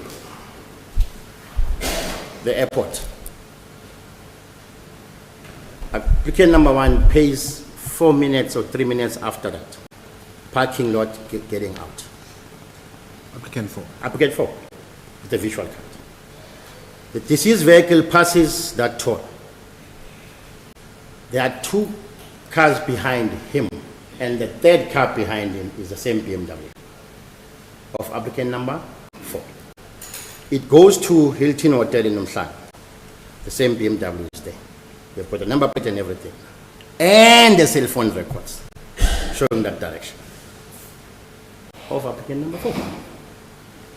Now, Mr. Pillay traces this BMW and finds it with an old white car. Noseworthy, get a statement from them. We bought it from Keller, they get a statement from Keller. He files it. For some reason, he does not know, even the team does not know. Number 4 pitches up in their office. They have never contacted him. They have never asked him for any explanation. He pitches up. With an attorney, Mr. Clay, who is now deceased, may his soul rest in peace. We hear about the BMW, we want to give a statement. And they give a statement, which is KP 8.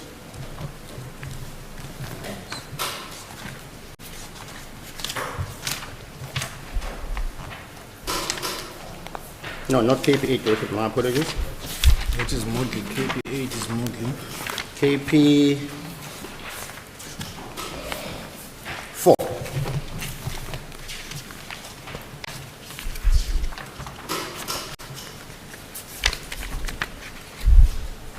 This.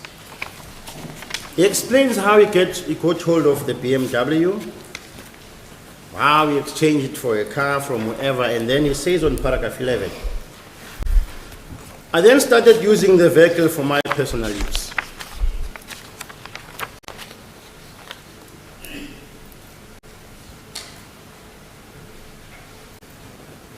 And then only in May that he took it back to Kenya. Your Worship asked counsel yesterday about what he says about the BMW. Whether he was driving it on the day or not. It was his personal. This is the only car he had at the time, if you're looking at this statement. Because he has exchanged the Volvo that has now been broken and all of that and took possession of this vehicle. If one understands this statement. Now the BMW happens to pass the toll, and you cannot pass that toll from the N2 coming from Mpangeni. You only pass that toll if you come coming out of the airport. That's how it's situated. And the timing of the payment of the parking and the passing of the e-toll explains that it was driving following the deceased vehicle.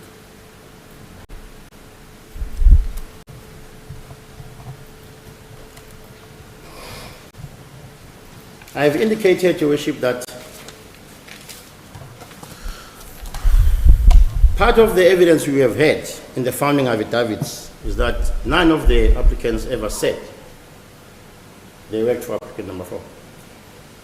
It's only after there was this disclosure to say, but let's try to get closer to his version. I once worked for him at some stage, and I did that at some. They had to explain this money. One says no. He gave me to buy cows. But why equal amount of money? Why equal amount of money? The day after.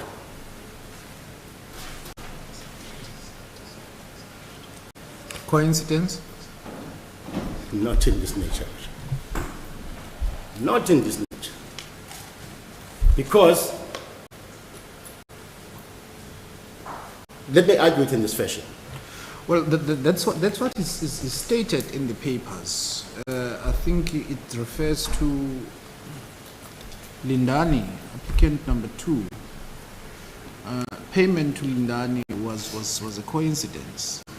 Somewhere in applicant number 4's papers, it's so stated.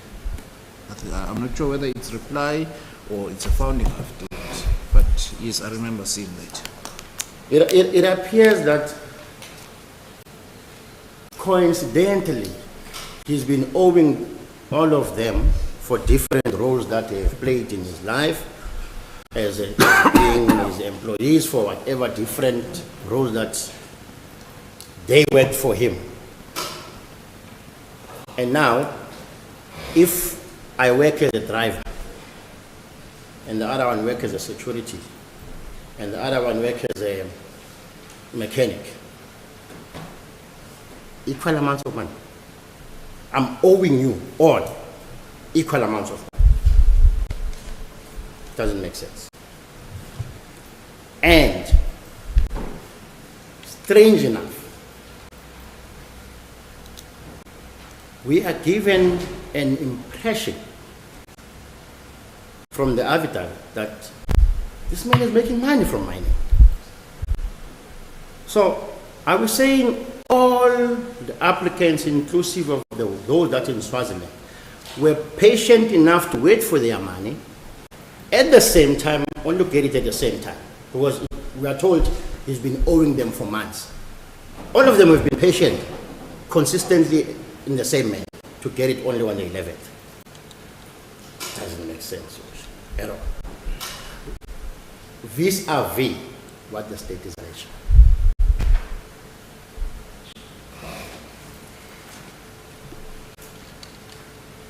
Hence, the issue of the statements of Caleb, whilst I'm still in the BMW, Your Worship. If Your Worship follows Exhibit G as to what happened,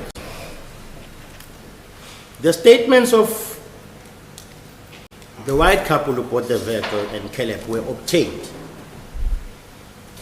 After they were obtained, filed in the docket. Caleb came to us for the copies. The IO did not think otherwise of that. Gave him the copies of the statements. Investigate the matter.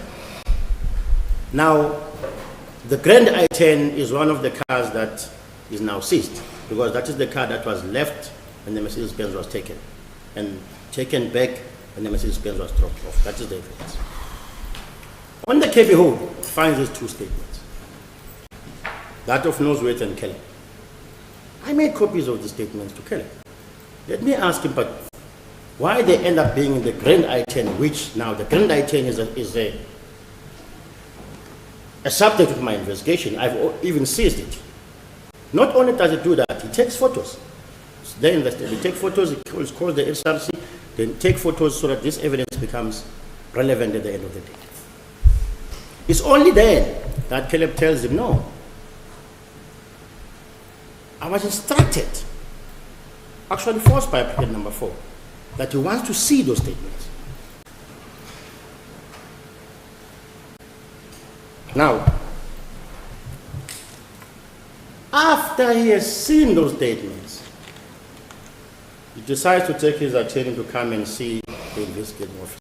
But what was the importance of those statements? Why are these statements so important? Statement by Caleb and what have you? They talk to the BMW. The BMW is identified as being the vehicle that followed the deceased entourage from the airport. Now, the IO is tracing to find this BMW because it has been identified. And he gets it from the old couple. Now he has to go back as to, at the time of the incident, who owned it. Now, the couple said no, Caleb sold them to him. Then it gets to Caleb. Caleb, an applicant number 4 now, can explain. Now, number 4 does not know what Caleb said to the police. Hence, he demanded it. Get me the statement. Because this BMW is linked.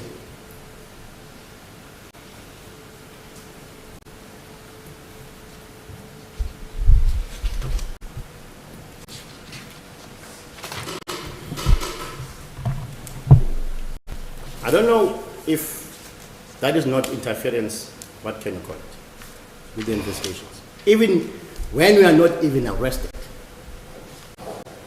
Hence, we argue that him presenting himself to the investigating officers and offered to make a statement with his attorney was trying to shift the investigation from him. To say, but here's my honest explanation about the BMW. Because he knew that this BMW might get me into trouble.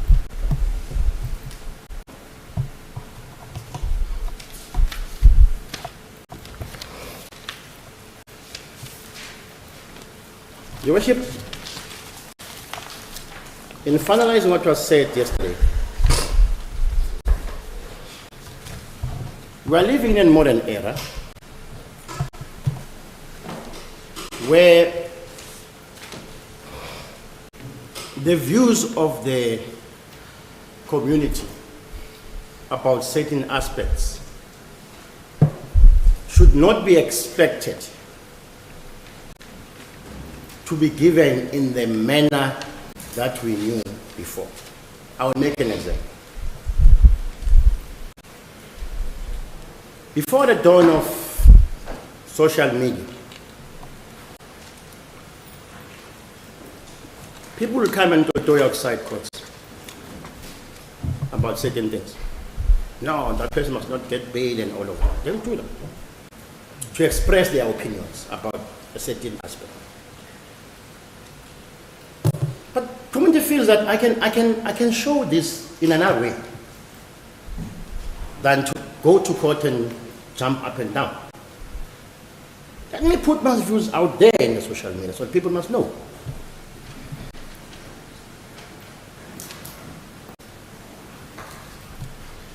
Now, one would expect, or one would argue and say,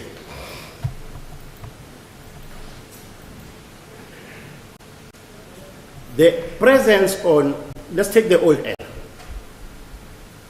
People are chanting outside, making a whole lot of noise.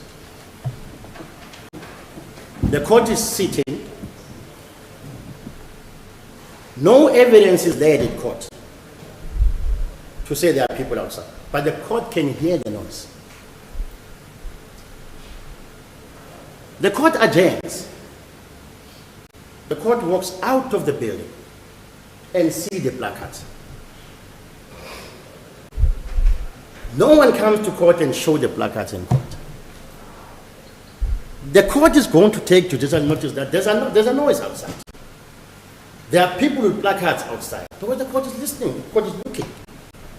And the court is entitled to say, I've been sitting in this court, I've been hearing noise, they must not get bail, they must not get bail, all of that. I walked out, I saw the placards. I took judicial notice of that. It does not have to be brought to court for the court to take judicial notice of that. Now look at the social media. Same thing. It's just that it's in another platform than the physical one that we are used to. You can take judicial notice of what the people are saying out there. There's nothing stopping you from doing that. There's an outcry from the day this offense was committed, both locally and internationally. And the community is looking at this court to say, at the end of the day, can we have public confidence in this court to say, those that have alleged to commit these kind of offenses can easily be granted bail. We have to accept that we must move with times. People see no need to come with gumboots and stand outside court and make a noise. They pick up their phones and talk and express their feelings and share their feelings.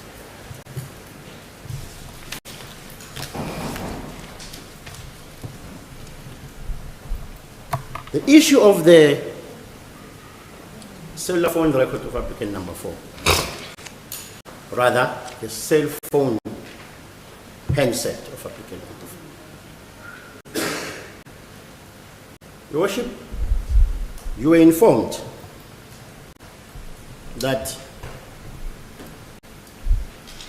a request was made to those representing applicant number 4 that he assist the police in the investigation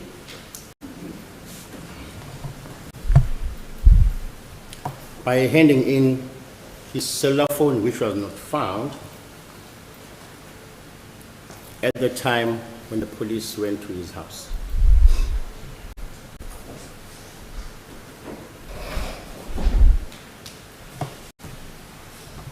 Now, there's an allegation that the same police that are looking for the cell phone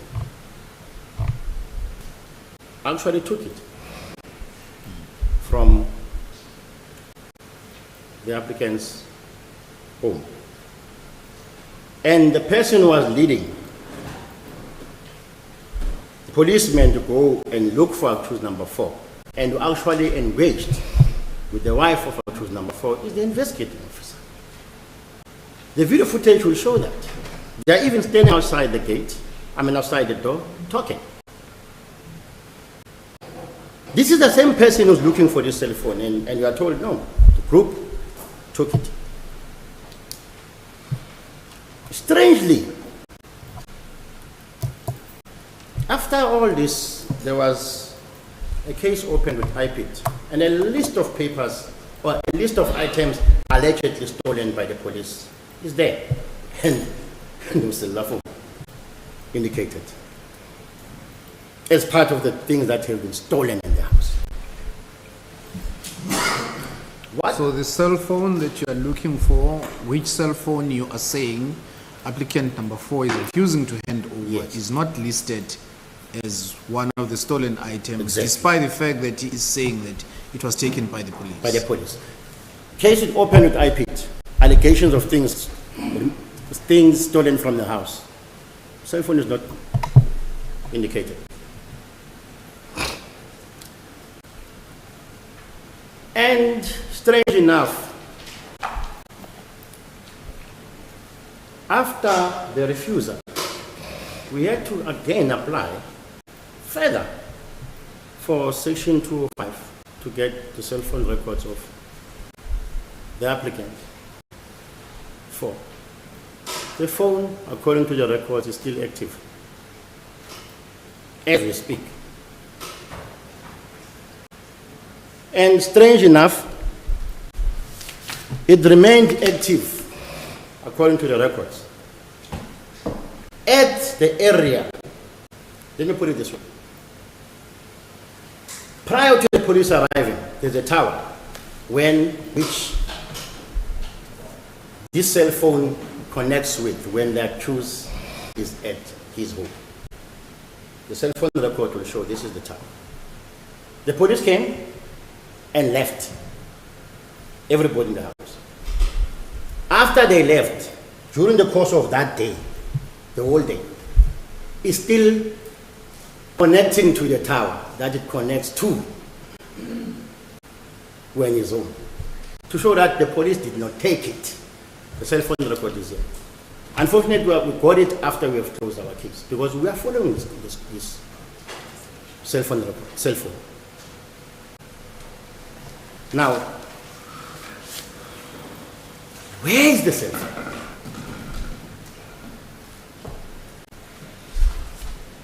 Applicant number 4 alleges the police took it. We went to an extent of getting the cell phone records. The phone is active as of today. Is that not interference?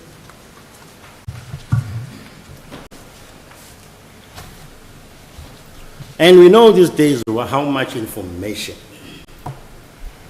one can obtain from a cell phone. Your Worship, in the attempt to shorten my submissions, Your Worship engaged me on the case against the applicants. I think I've summarized a lot, and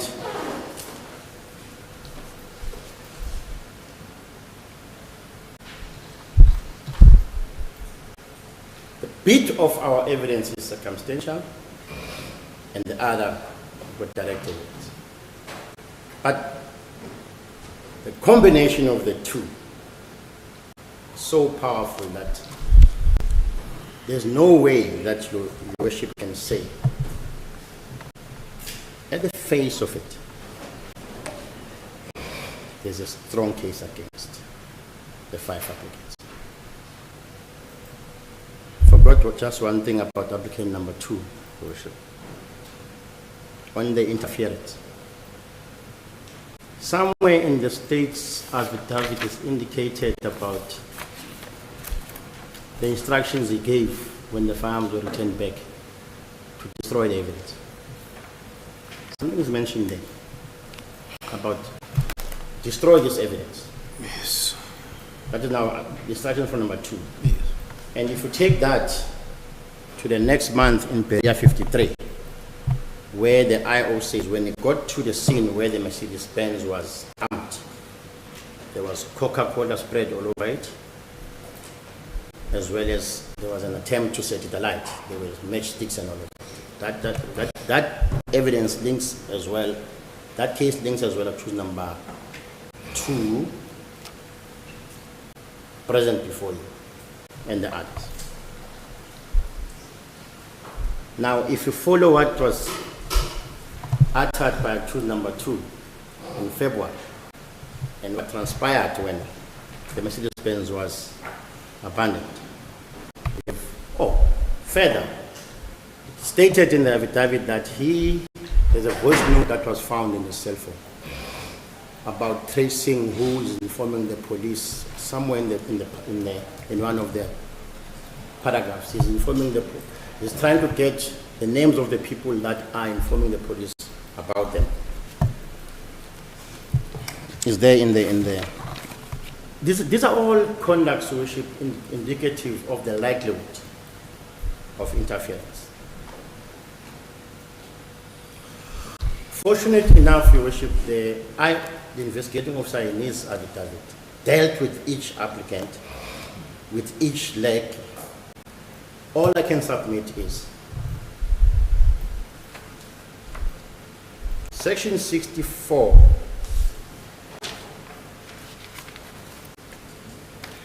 says, the interest of justice do not permit the release from detention of the accused where one or more of the following grounds are established.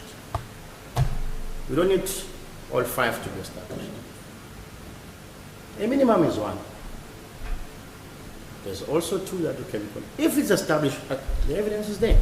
The previous conduct of the applicants prior to their arrest, during arrest, shows that some of what is of the factors and But the state or did not play open cards with the applicants. The state was not fair in that the state, at the inception of the proceedings, did not state what are the grounds of opposing bail. So the state has opened the net wider and waited until the evidence is given, and then the state is grabbing on straws. Your Worship, from my recollection, That is the argument that was raised. we have to play the record because I remember mentioning 2, interference with witnesses and flight risk on the inception. But somebody saying I didn't mention it. I argued first what section 60 subsection 11A says, to say, but there's no application before us. Why should I however, to mention a few, this is what I'm saying. Be that as it may, assuming the worst happened, I did not mention it.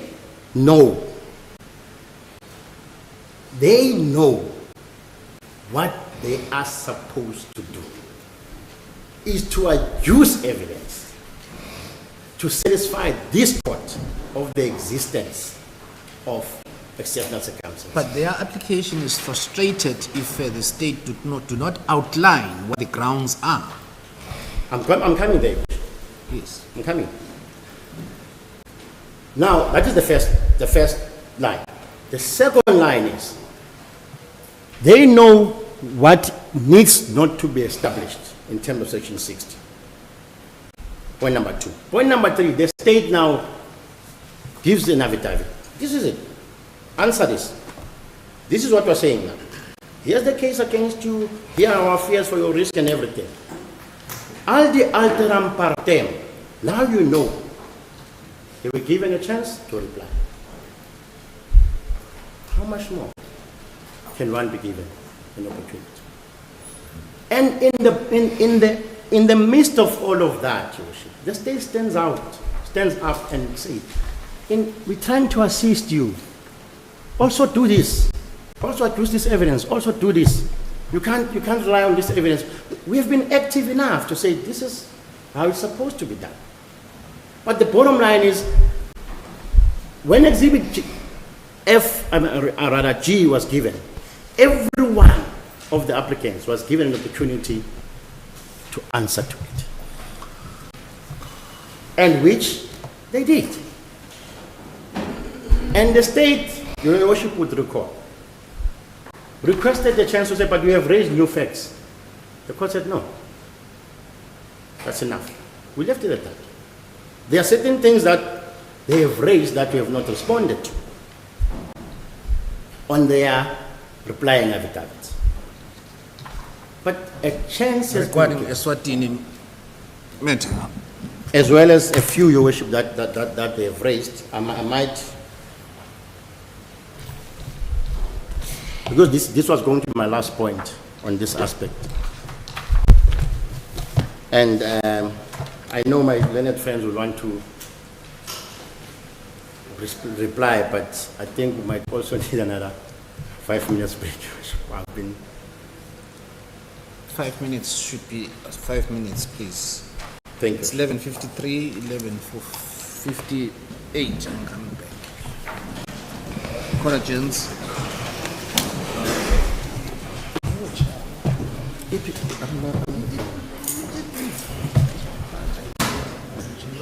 Yeah.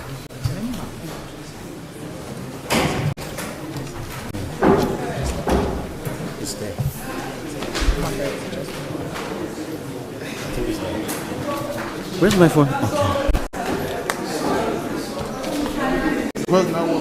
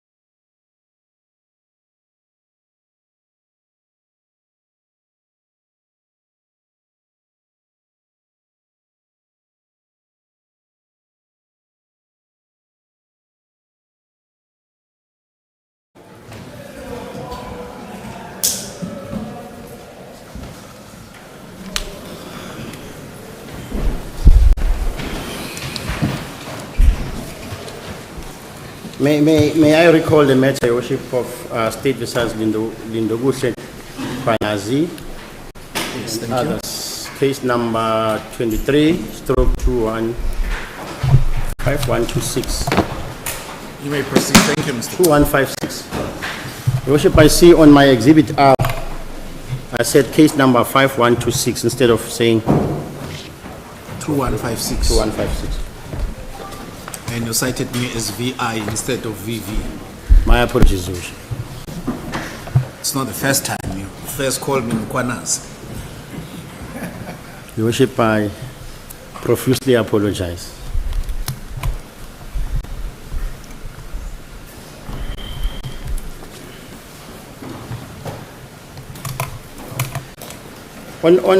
On the aspect of 60D, Your Worship, I forgot something about accused number 4. The issue of operating or having bodyguards who are not, or a security company, or a lack of a company that offers security services without being regulated by SIRA. That is a very serious offense. Your Worship, we picked up certain few things that were raised in the replying affidavit and realized that we are in a position to make submissions at this stage of the proceedings and not necessarily have to lead evidence in that regard. And we are of the view that there's no injustice on our side by the court, because these are issues that raised from the papers and can be argued from the bar. For example, if I take each accused as I did initially, you'll find Exhibit H for Applicant 1 and 5,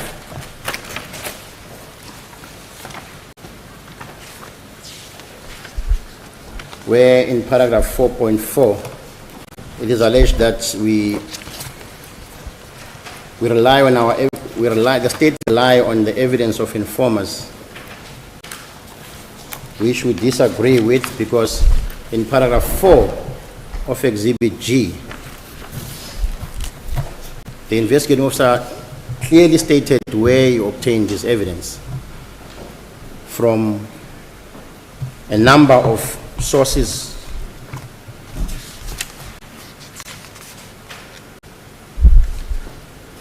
Ballistic experts, witness statements in terms of 204, cellular phone records and analysis reports of those, bank records, statements in terms of 236, CCTV footages, vehicle tracker reports, and amongst others. There's no mention of informers for the evidence. On 4.8, it was argued that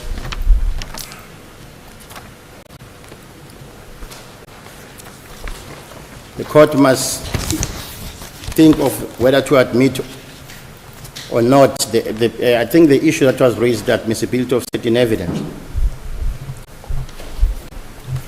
of which the state informed this court that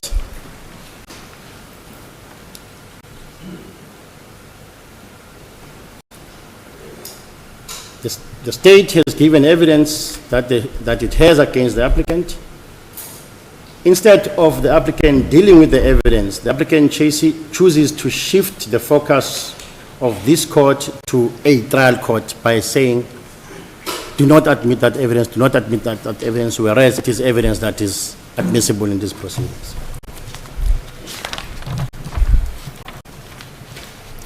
Your Worship did ask me about the grounds, which I've answered. We argued the issue of the DPP's affidavit in our heads, as well as at the time when we were opposing to its admissibility, excuse me, to its admissibility.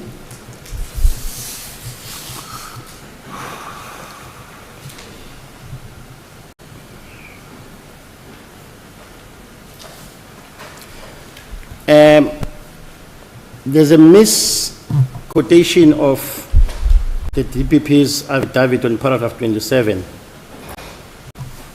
I think the applicant is raising this on paragraph 4.18. That is now Exhibit H. Exhibit H, 4.18. He says, quoting the DPP's affidavit, cellular phone records were obtained for Spamandla Ngobo and compared with cellular phone records at the scene of the murders on the night in question. It was established that Spamandla Ngobo Mnganza has communicated with applicant 2, Lindane Zanzeli Ndimande, hereinafter referred to as Shisela, Siyabonga Gezani Ndimande Nxele, and Dave Malusi Ndimande MJ, prior to the murder. The cellular phone records of applicant 2, Shisela, Dave Ndimande, MJ, applicant 4, and Gwabeni, and applicant 1, Taban, were obtained, and they were also placed in the vicinity of Florida Road where the murders had taken place and at the time of the shooting. Now, it appears as if he is arguing, if I read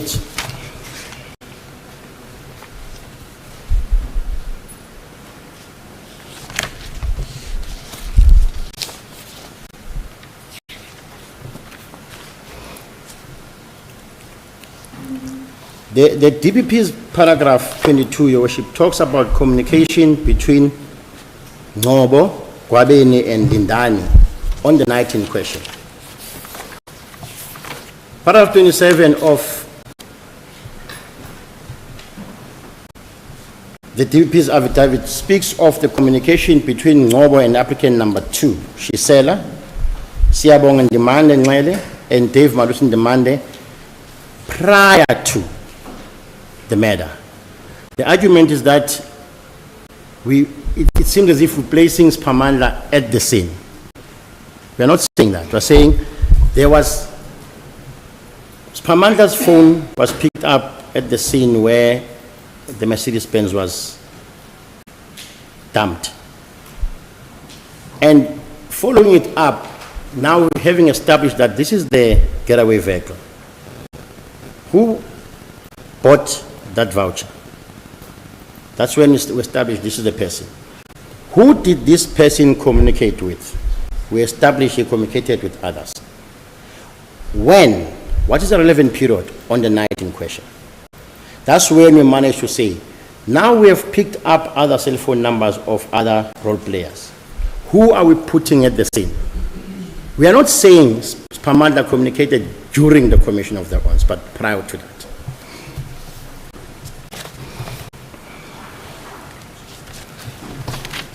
The rest seems to talk about the DPP's affidavit, which I think I've made submissions enough.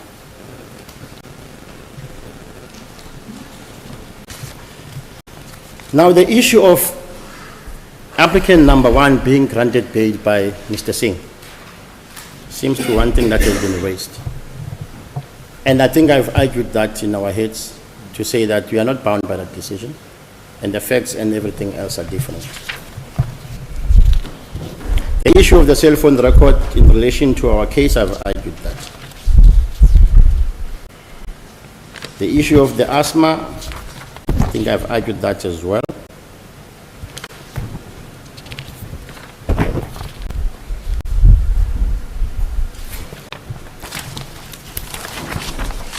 That might be all insofar as applicant 1 and 5 is concerned. If I can quickly go to applicant 3, Your Worship.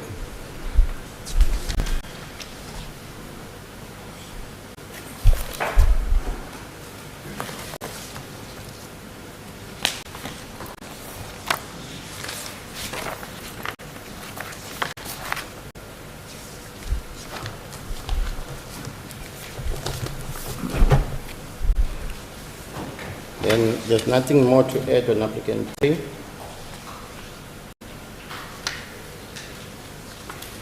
I've argued about the change of the statement by applicant 5, then applicant 4.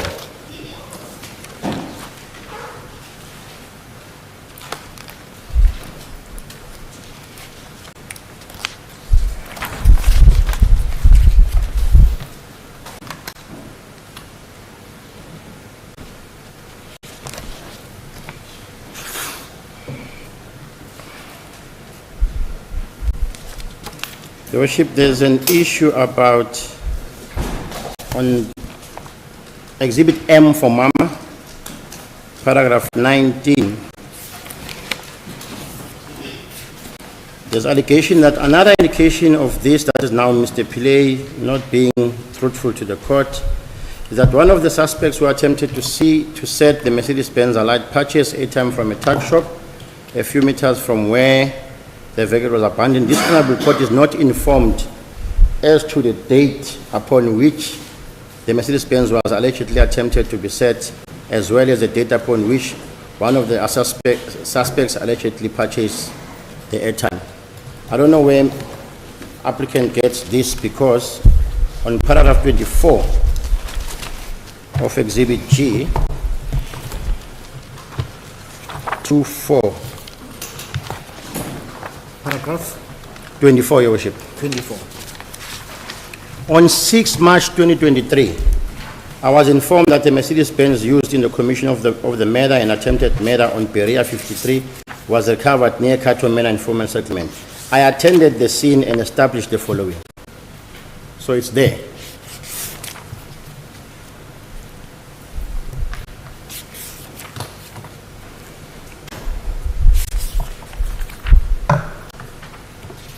Please. Thank you.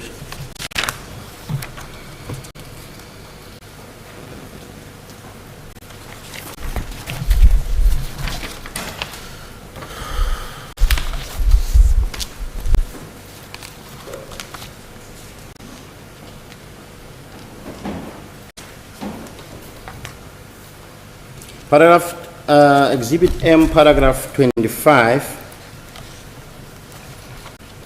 Pillay once again jumps to conclusions when he alleges that I gave instructions for the disposal of the vehicle, referring to the grey BMW. This is a distortion of the truth, that I did not dispose of it in the sense of wanting to hidden as Pillay wants it to this court to confirm. But there are statements to this effect in the docket, and we have indicated that in our Exhibit G.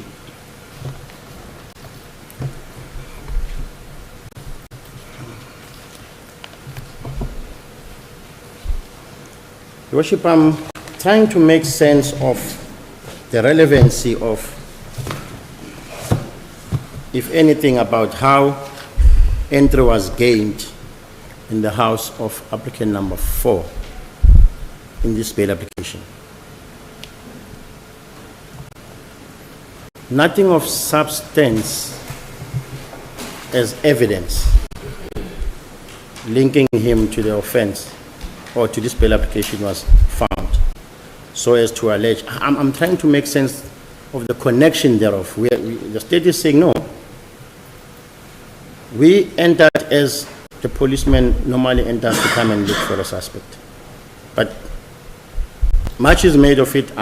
Even the video footage is given. I'm trying to make sense of what is the relevancy in you deciding whether the bail should be granted or not. I fail to understand or get the connection of the two.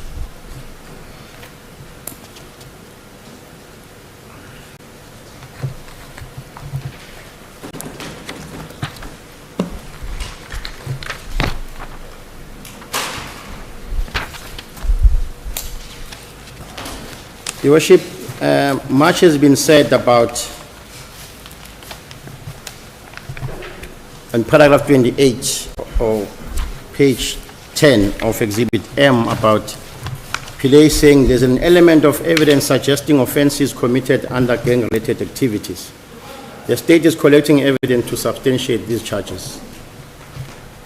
I think we have highlighted a few issues that suggest the following. And Ms. Gilling at some stage did indicate that the state is anticipating this and that and that. So far, there is an indication. It is the state that will have to decide at the conclusion or at the stage where the state is of the view that the evidence is enough to substantiate those charges. But it is not for your concern, because we have not charged them with that at this stage.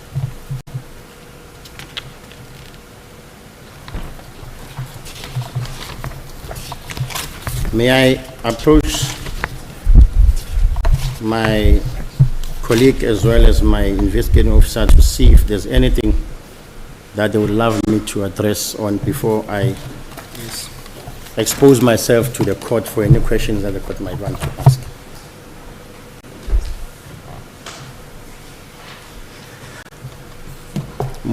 More than anything, Your Worship, I think on our Exhibit R, we have highlighted from the decided cases what you should consider as exceptional circumstances. I think that is clearly indicated from paragraph 10 of our heads up to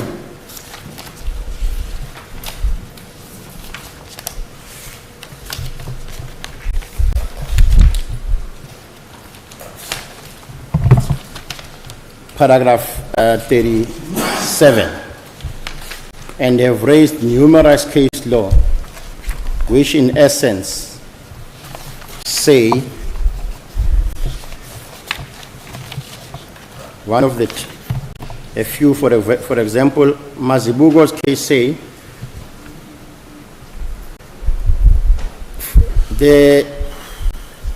for the circumstances to qualify as sufficiently exceptional to justify the accused released on bail, it must be one which weighs exceptionally heavily in favor of the accused, thereby rendering the case for the release on bail exceptionally strong or compelling.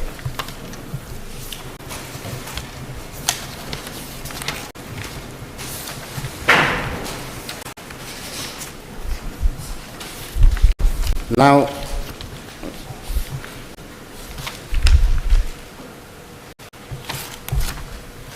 we indicated in our heads, Your Worship, I think on paragraph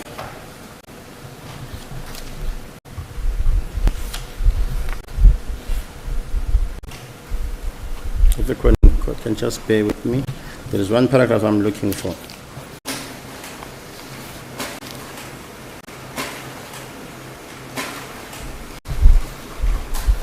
Relating to personal circumstances.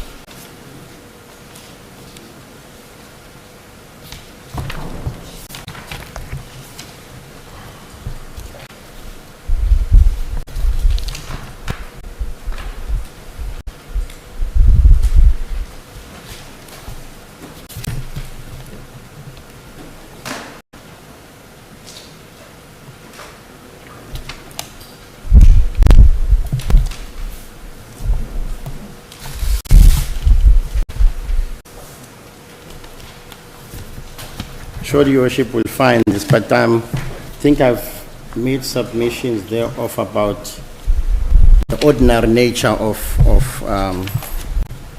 the personal circumstances of the accused, not to be. Well, I think you referred to Machebula there. In Machebula there, Your Worship, yes, and there's a certain paragraph that where I summarize this.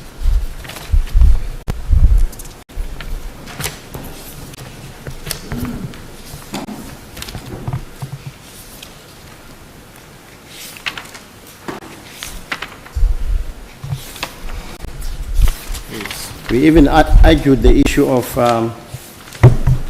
presumption of innocence, Your Worship, because there's case law in that regard.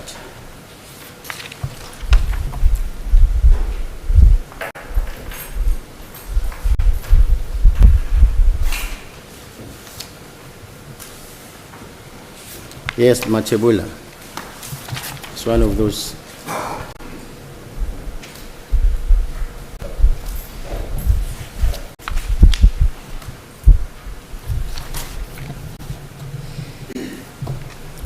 Unless there's anything else, Your Worship, those will be the submissions by the state.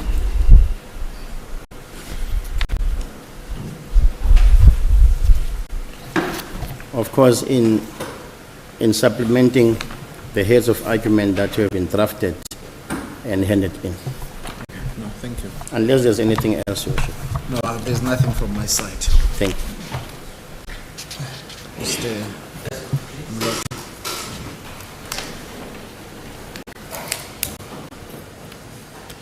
Yes, I'll try the best I can to be concise and succinct in my reply to the state's submissions. First and foremost, Your Worship, my submission is correctly in my learned colleague submissions is the submission to the effect that some of the issues are pure trial related issues rather than for bail application. Having said that, Your Worship, my submission is, listening to my learned colleague submissions, it becomes more apparent as a day how easy during the trial proceedings to argue that the state case be brought down from that high level of theory to the practical level where matter matters, where there is allegation and then evidence. I'll demonstrate that in my reply, Your Worship.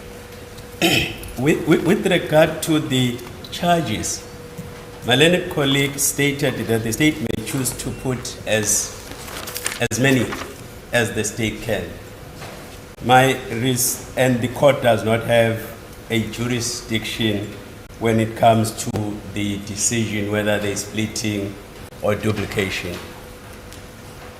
However, that submission confuses two things. Firstly, the admission with regard to the independence to prosecute on whatever charges is not being contested. My colleague is 100% right.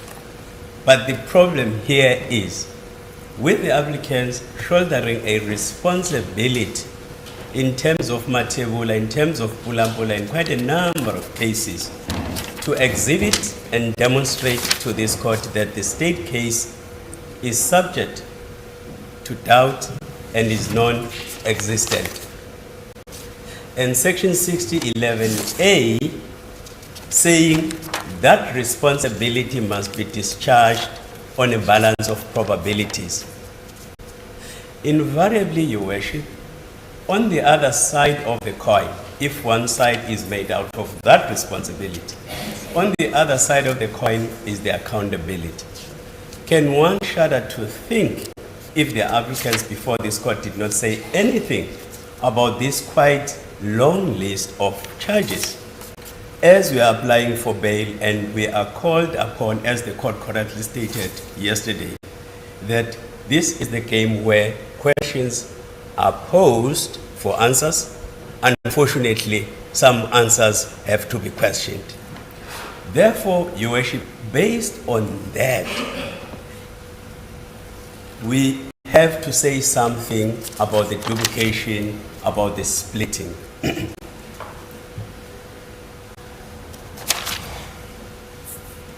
Not for determination if there is splitting or duplication, but for determination whether or not, in line of the test ordained in these cases, is the state case not subject to doubt? Will the state be able to procure conviction on all these charges? Conspiracy to commit murder, 5 counts of attempted murder, money laundering, and so on and so forth. And there, with the allegation of theorization, you look at the answering affidavit of the state, particularly with the attempted murder counts, the state saying generally where there is a group of people, and then you look at the heads of argument talking about the human experience. I won't go back to the cases that we furnished this court as that form part of our submissions yesterday. The money laundering, other than saying with the papers in which the state has pleaded, no serious dispute of the 3 points exhibited and demonstrated in this court. The Kabashe and Ndlovu decision, whether or not a possibility exists that I may misunderstood them. My humble submission, Your Worship, is that fortunately in these proceedings we have got those cases before you. The only thing I can do in that regard is to give the court the approach as ordained by Ananias Nin. We don't see things as they are, we see things as we are. So based on the fact that we are on the defense side and the state is on that side, the extent to which that philosophy can affect our submission in this court. However, with the correctness of the submissions that I made yesterday, I stand by those.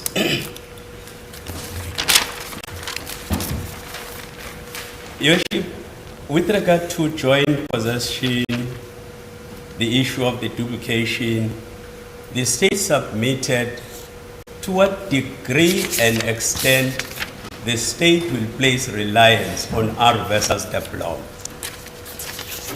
Then if we may have a pregnant pause for a moment, Your Worship.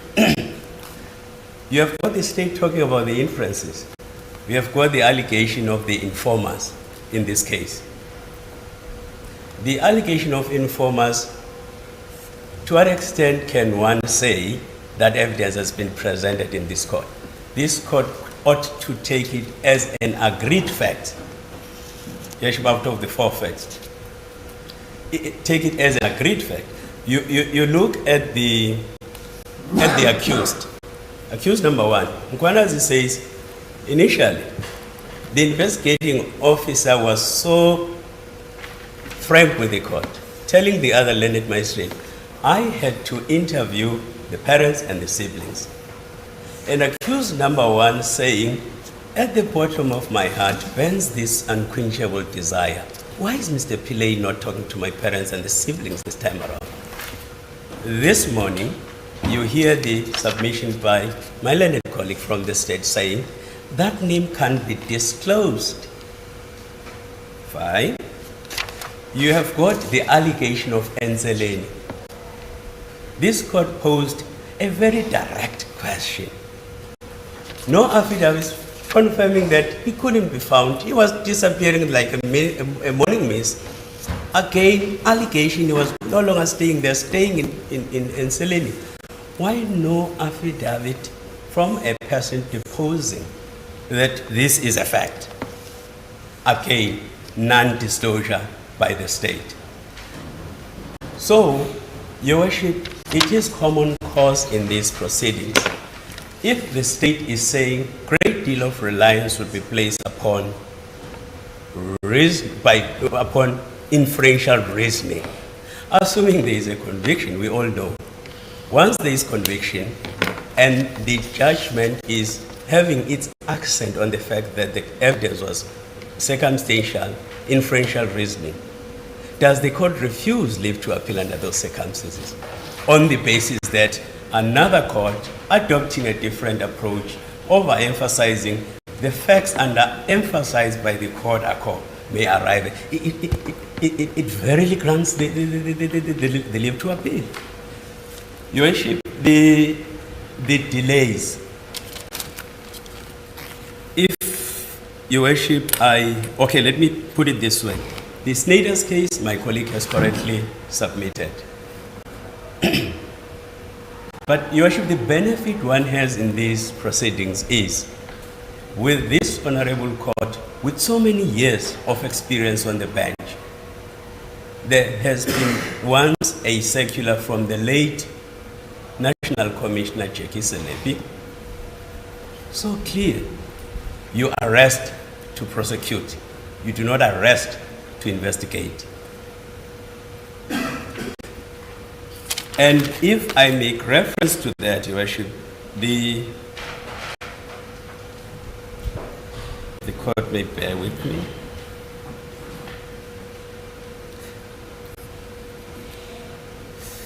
Your Worship, if I may draw the attention of the court to the decision of State versus M, 2000, Volume 1, SACR 484W, in terms of which the court stated as follows. Generally speaking, Judicial notice will be taken of facts that were either so notorious as to be incapable of disputes among reasonably informed and educated people, or which were capable of immediate and accurate demonstration by resort of sources of indisputable accuracy. Your Worship, it's common cause between the parties. Incident arose in February 2023, and we are now in April 2024. Therefore, non-compliance with the late Jackie Celebi, you arrest to prosecute, from the submission by my learned colleague, it is clear the setting of the matter down for trial in this matter is still far away in the future. I will demonstrate that as I proceed, Your Worship. I know lawyers are not good when it comes to figures. When this court posed a question how long the investigation will take, it's very interesting because it's yesterday the defense was called upon to explain on etymology front. The investigation is advanced, but not where does the defense take it that the matter, the investigation are incomplete. It is interesting that my colleague for the state had to indicate if the question is posed, if judgment were to be handed down in this matter, can at a drop of the hat the state say next month the matter is being set down for trial? Though the court's question was short and the answer by the state was long, but eventually one was able to decipher some 5 months there.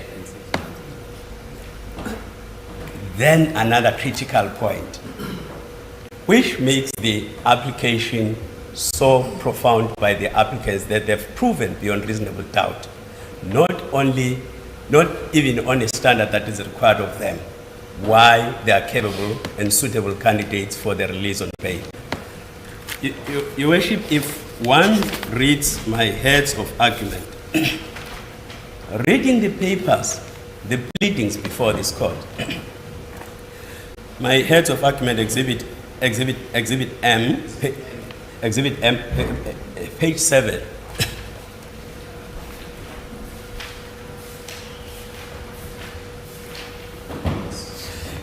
Your Worship, you can see the difficulty I was having with my instructing attorneys.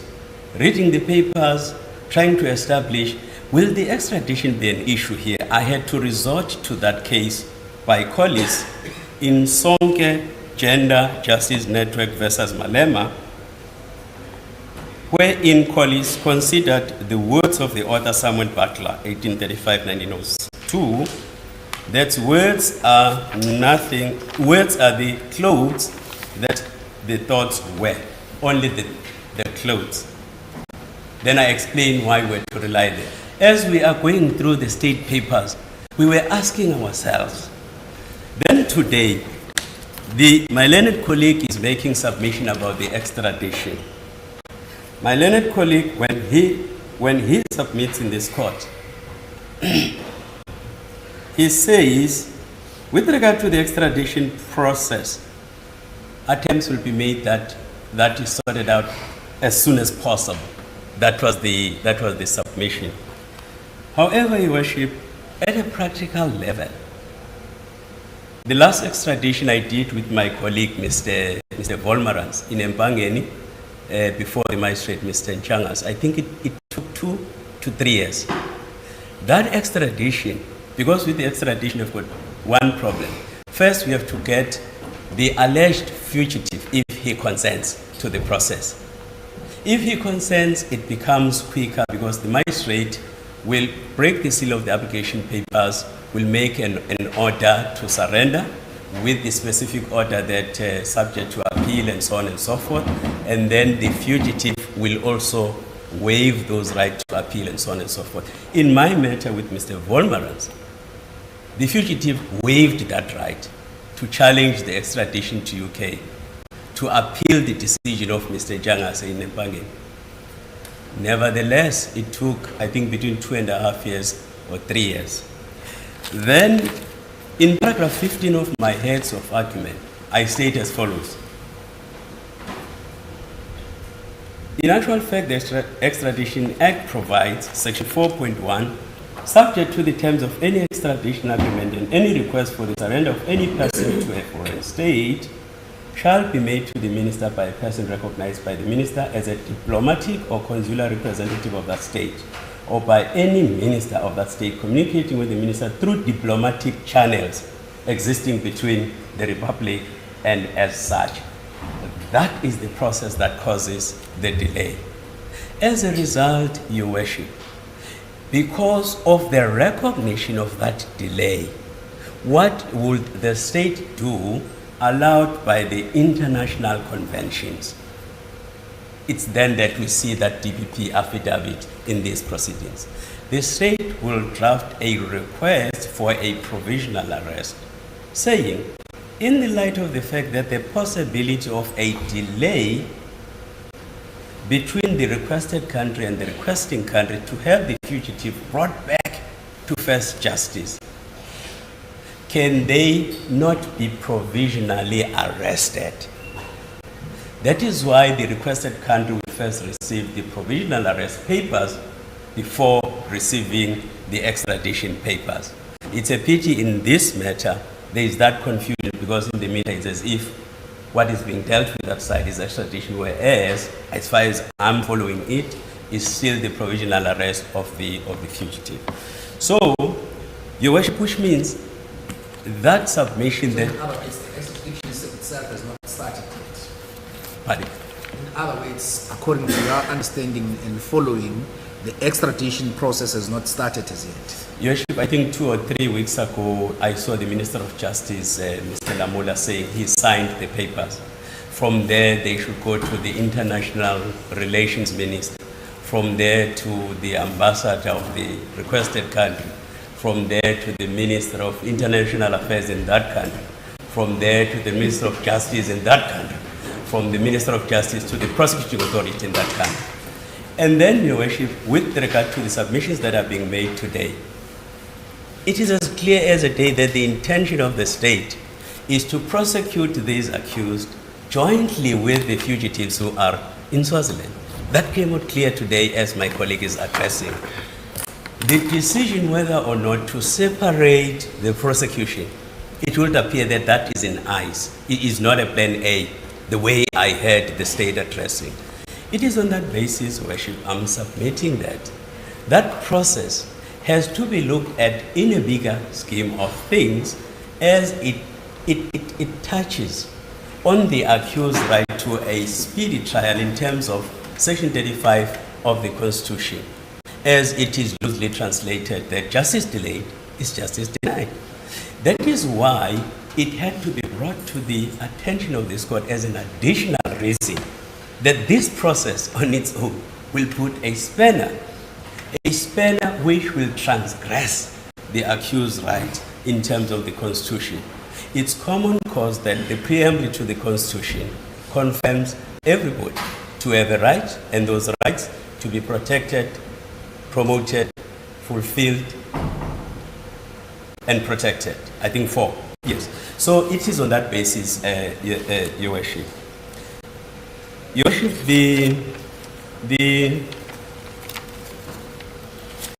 my colleague for the state raised a very interesting point.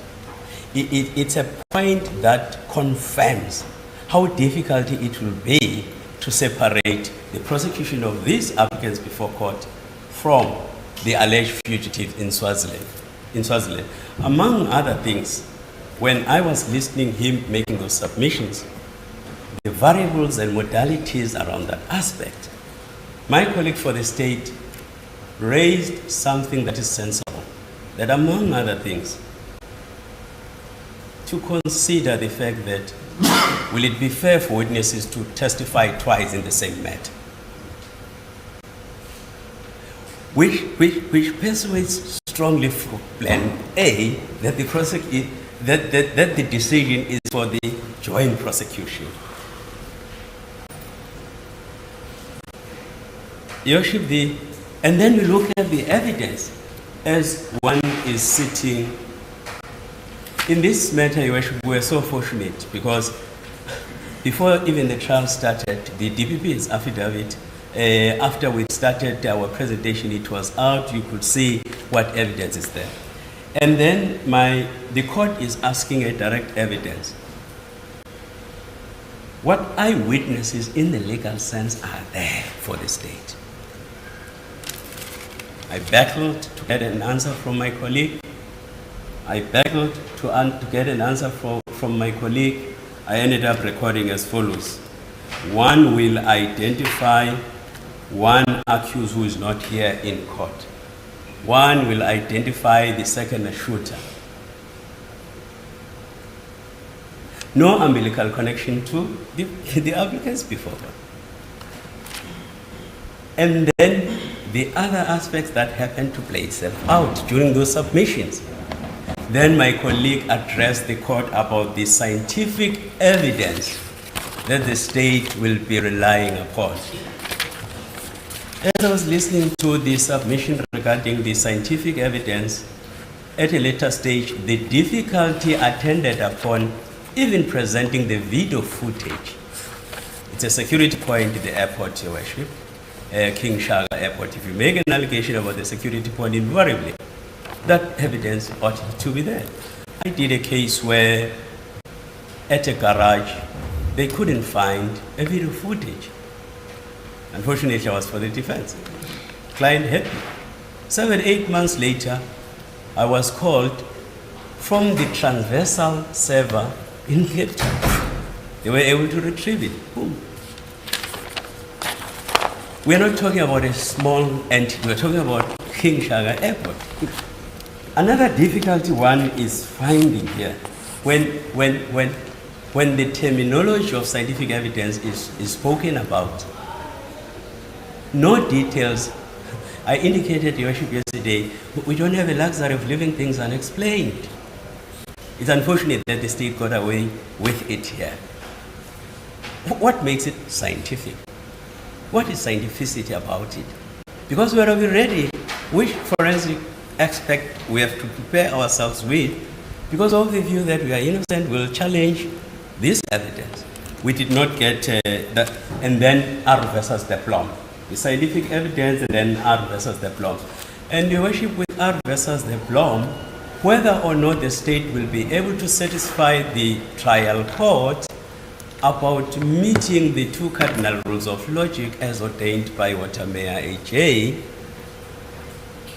years ago, one can be the guess. How if there's proliferation of inferences from these facts one can draw?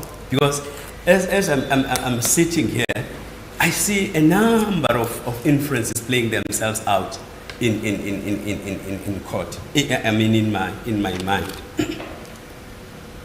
The court asked the state, is there evidence of a contract killing? That is a serious allegation to make. Again, inferential reasoning, circumstances, and so on and so forth. My humble submission is that submission will have to be approached with great circumspection in the light of the fact that there is allegation of informers in this matter. If there is allegation of informers and particularity cannot come out clearly, and there is no indication that it's the person who will testify by the name will be withheld, it becomes something for caution to be exercised for. Your Worship, the state can easily say, we've got this person will testify, is available to testify. However, if the matter will go to the High Court, 1443 of the Criminal Procedure Act entitles us not to disclose the name, disentitles the defense from knowing the name. That has not happened.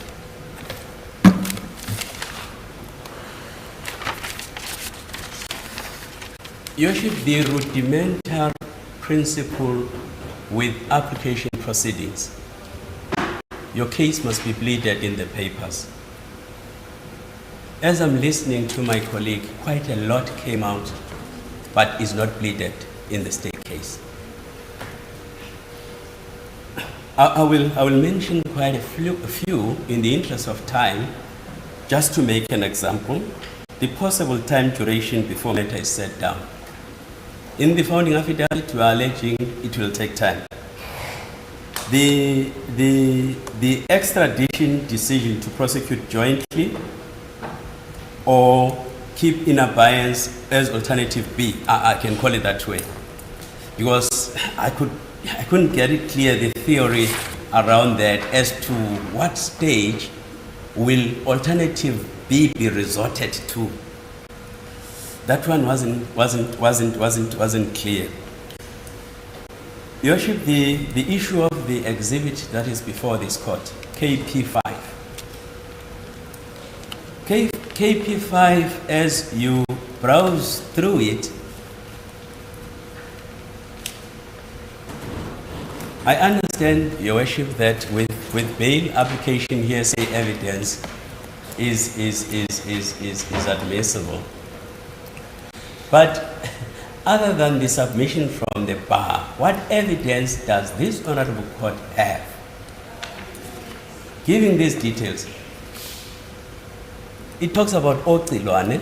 If you live in KZN, you know Otilwane is in KZN, in Mpangen. You look at accused number 1's residential address is Amatwaleni in Mtuba. How does one draw the connect between the two? And then the account, my colleague correctly submitted, we live in a digital age. Hearsay evidence is admissible. At least to give this court a helicopter view of whose account is this that is before this court in respect of KP5. I understand the interpretation of the message that ought to have been part of the pleadings by the state if the correctness and the truthfulness of the message was to be argued about. You look at the message, it talks about the Otilwane area. Coincidentally, greatly, accused number 1 is in the pictures. However, him being in the pictures, one cannot be oblivious of the fact that before this court he has presented the proficiency certificates, the competency certificates to hold any kind of firearms, except the license that he has, that it's that of a handgun instead of a rifle. But in the finding, a true dimension of that KP5 ought to be made. If you make it, in the absence of this conspicuously, in the absence of this very significant information, even if hearsay evidence is admissible, in law now, to what extent would one attach probative value to it? Your Worship, one ought not to lose sight of the fact that accused 1 is concerned. In the other bail application, the investigating officer, who knows, probably to whip up the emotions, he talked about accused number 1's role to bring Moti in the other bail application before the learned magistrate, saying, again in this matter, the allegation of Moti was being made that something. And frustratingly, as you browse through the papers, you don't find even a basis upon which that conclusion is being reached that is Moti. I'm quite an old man now, but if you were to ask me, is this Moti or not, it will take me, that's what we talk about, the preconceived ideas, which in law must be validated by empirical evidence, by evidence.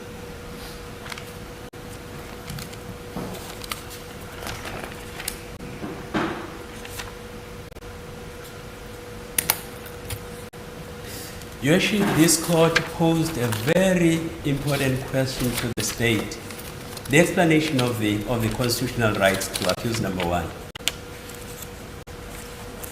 Your Worship, I do not want to go back in history in that post-constitutional liberal democracy. Any evidence obtained by the police, whether there is violation of rights or whatever, it was admissible. Post-constitutional liberal democracy, these 3 categories of people, the become immediately entitled to the rights. The arrested person, the detained person, the accused person. You have got the affidavit of the investigating officer saying, upon arrest, he was asked about where he is living now because he's no longer living at home. Therefore, is the submission correct if the submission is to the effect that he was not bestowed upon the constitutional rights at that stage? My humble submission, Your Worship, is a sounding no. He was entitled to those rights. Then, if those rights were never explained to him, in the world of law, in the constitutional society, what does one make of that? It's against that background that it had to make its way into the submissions on behalf of the applicant. The issue of accused applicant number 5, the state saying he was in Swaziland based on the bank card. It's evidence under oath by applicant number 5 that his bank card is loaded onto his cell phone. It is his evidence under oath that his cell phone happened to, though he can't remember, to be in possession of one of the arrestees. He has taken the court into full confidence to account for the use of his visual card in Eswatini. You have got the official state document, i.e. the passport. In the state submission, it is as clean as a whistle. No endorsement, no stamp. You have got applicant number 5 explaining why the stamp would not be there. He says it's because I was not in Eswatini. The explanation of anything else, it has to be pleaded. How the visual cards works and so on and so forth, instead of the submission from the bar. I'm still none the wiser when it comes to, as I keep on troubling sometimes my family, my instructing attorneys. Your Worship, the element of threat that was administered to accused number 5, according to his evidence, his mother calling him, saying, "Here the police." He says the police are saying, "We are at your homestead and we see there is a kraal here. We want you. Should you not come? We have already pointed out where your grave will be." Then you have got the submission by the state. Is the state denying the threat or is the state accepting the threat? Because at a human personal level, it's either we are pregnant or not pregnant. You can't be both. State says can't deny threat by police. The state denies threats by the police.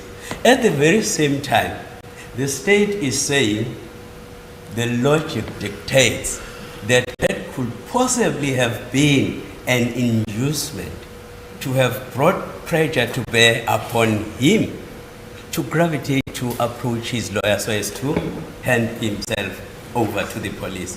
It can't be. It's either or. It's either or, Your Worship. The very same logic, I submit it's a non-sequitur. The premise and the conclusion, they agree. They are not in harmony. It's illogical. Accused number, a finding ought to be made. Applicant number 5 presented himself to the police after the call voluntarily without being pushed. Instead, after consultation with his lawyer. The submission to the effect that none of the accused initially divulged the information for having worked with or for applicant number 4.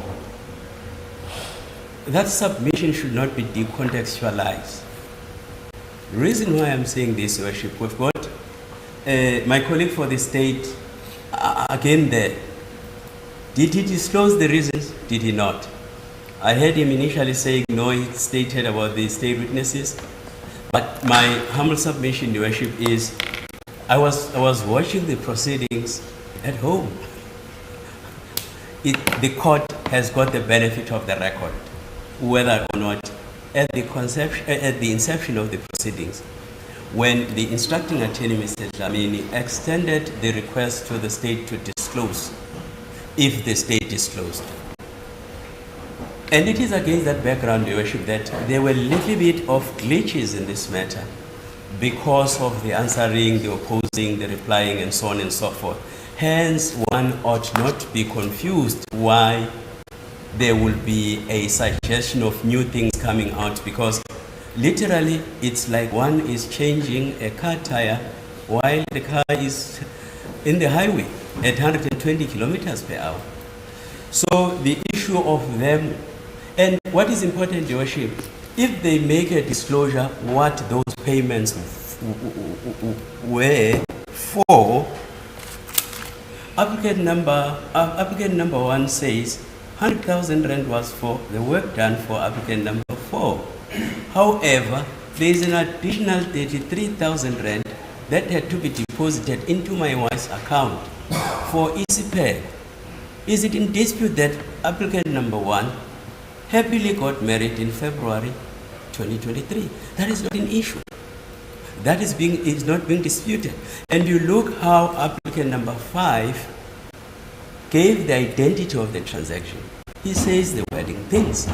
And applicant number 1 is explaining by wedding things what exactly is that, based on the fact that if it is his responsibility to adduce evidence, as the state has stated, on the other side of the coin, he ought to account, is the accountability. It is on that basis of accountability, Your Worship. And then the last part 1,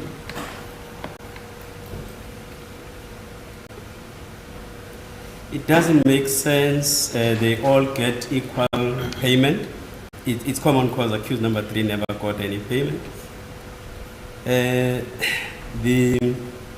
views of the community, Your Worship, I won't repeat that point, other than making reference to the decisions that I've stated, Zuma and Diwani decision, and the emphasis that those judges placed when it comes to how the approach should be. I think the issue of the social media, whether or not that should, I accept we live in a digital space. At a time when Brett Kavanaugh met his demise, there was a book, Killing the Brett Kavanaugh, and as this case is proceeding, I also bought a book last week. I'm on page 136 or 137. That's the kind of life we live, we cannot deny. However, the humble request one would make is the adoption of the principles as laid down in those cases that the court, that are before this court. In conclusion, Your Worship, there is this rhyme. Will they stand trial? The answer is yes. Will they interfere with witnesses? No witnesses are known to them, no. Will they comply with bail condition? Yes. Should they default in respect of bail conditions? Will arrest be difficult? No. Personal circumstances. Do they exhibit ties with families and community? The answer is yes. Cumulatively, what does this mean? Exceptional circumstances, that it is in the interest of justice that they be released on bail. Obviously, with the conditions and the amount, that is the issue that falls squarely within the discretion of this honorable court. That is all, Your Worship, not unless there are issues that would require clarity. No, I think everything is on cover. I'm indebted to the court for the information. Before you rise, Mr. Wolmarans, I see it's almost 1 o'clock. Can we agree that we sit until we finish? Your Worship, I'm more than happy to do that. Anyone? Any objection? No objection.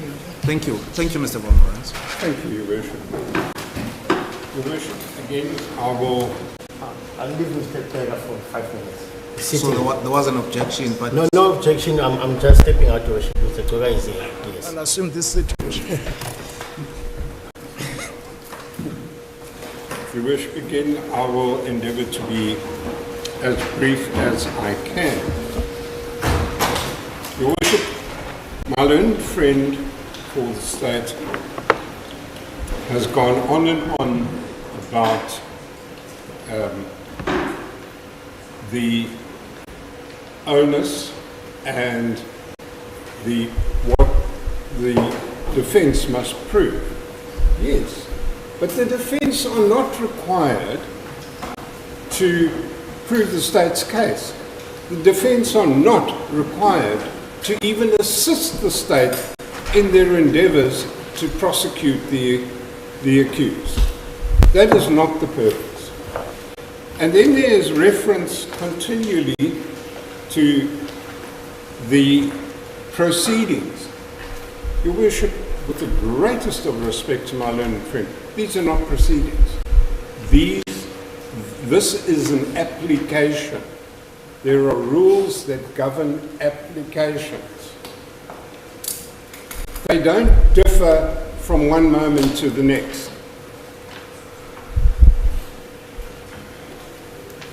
Now, my learned friend has referred to section 6011B C.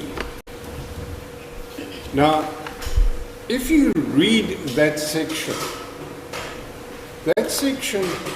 does mention the words subsequent proceedings, but these are not proceedings. This is a bail application. It is not proceedings. These are not criminal proceedings. So, to go and grab a document from another bail application and attach it doesn't make it admissible. That's the first point.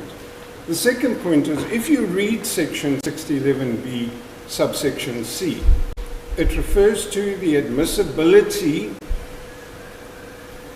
at trial. That whole subsection deals with trials. It doesn't deal with bail applications, except to say that the bail application is admissible at trial, provided certain criteria are met. So, to merely submit that, yeah, no, we can go and fetch it. Then when we objected, then we were subjected to reference to section 235. Now, section 235 is quite clear. It talks about the record, not the part heard record or a portion of the record. And what was handed to your worship was not the record. Because where is the typed evidence?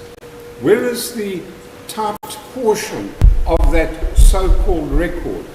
It's missing. So it can't be admissible.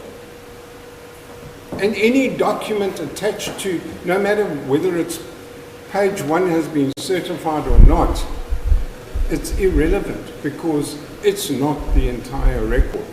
And you can't use a portion of a record to prove something. You've got to prove the whole record.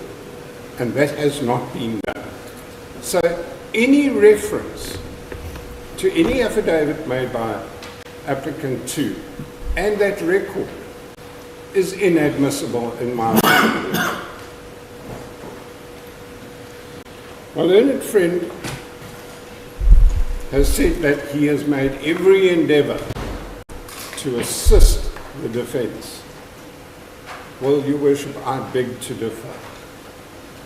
Because if you look at our affidavit, where we had tried to reference Elaine Harrison's affidavit, we were ordered to redact every mention of her. And that's how the affidavit went in.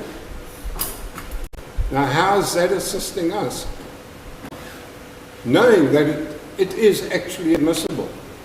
What were the state trying to hide? One wonders. Eventually, when my learned friend for accused 1 and 5 raised the question and brought the application, did your worship say it's provisionally?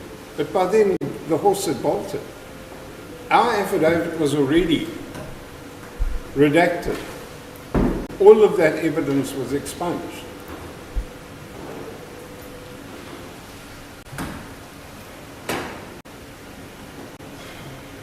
just to reiterate one aspect that my learned friend raised, and it goes back all the way to 1976, Estate versus Bennett, where the police are specifically told you don't arrest in order to investigate.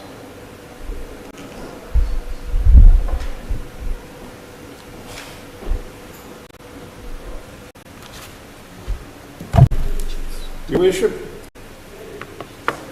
much is made about the word risk and whether the 5 accused are at risk. Every single person in this country, yourself, myself, my colleagues sitting around this table, we're all at risk. And as His Lordship Maggot J, and I've quoted the case in my heads, well, not that particular portion, but the onus is on the police to protect us. We don't have to protect ourselves.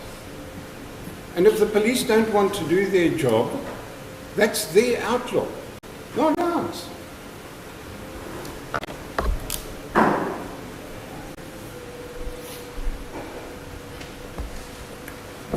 Your Worship, a lot has been made of the fact that Applicant 2 has stated 2 different amounts. Well, as Your Worship rightly pointed out, and I'm not going to elaborate on that, circumstances change. When that affidavit was drafted back in 2023, but only came before the court in 2024, then circumstances change and incomes have changed. As my learned friend for accused 4 says, one day advocates are rich, the next day they're poor. So income is flexible.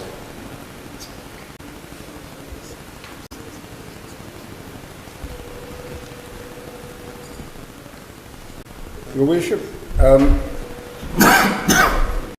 the fact that he is absent from his business is indicative of the prejudice that he is suffering, he and his family. So it cannot be held against him that he says, well, then my income was so much, now it's so much.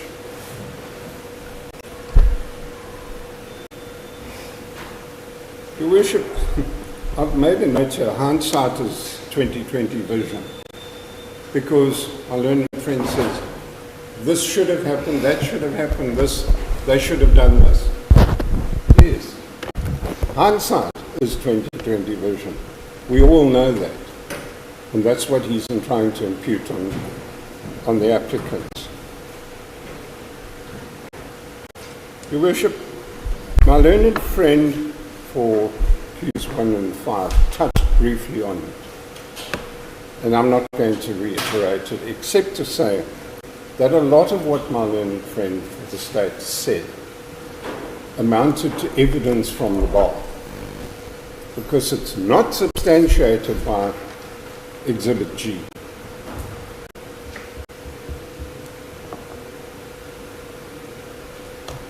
I am not going to preach to the court because the court has the ability to distinguish fact from fiction. And I call the evidence from the bar, that is fiction.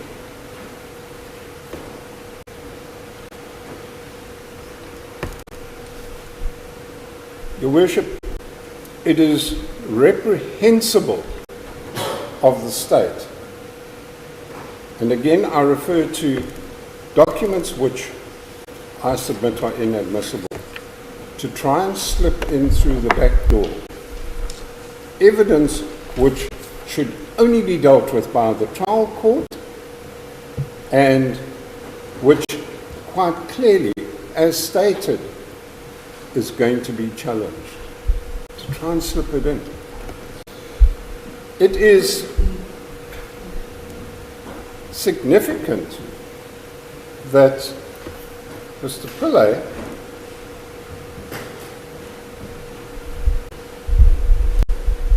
says at paragraph 185 of his affidavit that the second applicant was cooperative. You will stop there, because the word cooperative is the important word. He didn't try and give them a runaround. He didn't try and do anything like that. And contrary to what Mr. Pillay says, that they searched long and hard, what did they do? Because they immediately went from his home here to Gauteng and arrested him at Motsoane Mall, which is in Soweto, where millions of people live. And yet they were able to pick him out. Amazing.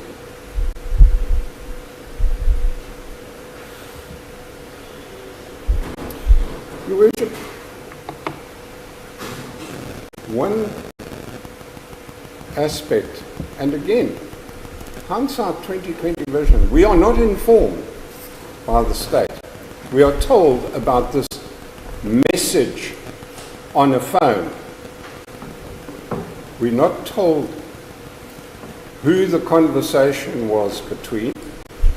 2 names are mentioned, but how do we know? Who is Mr.? We don't know. We're not given any indication. The police know, but they won't tell us who it is. And how do we know that they were even talking about this case or any other case? Because there are no specifics given, Your Worship. So how does that amount to interference? It doesn't. And then again I refer to the State versus Bennett, the 1976 case, where it says even though there is a likelihood of interference, until it actually happens, bail should be granted subject to conditions. And if there then becomes interference, the state can always apply for a warrant and arrest the accused.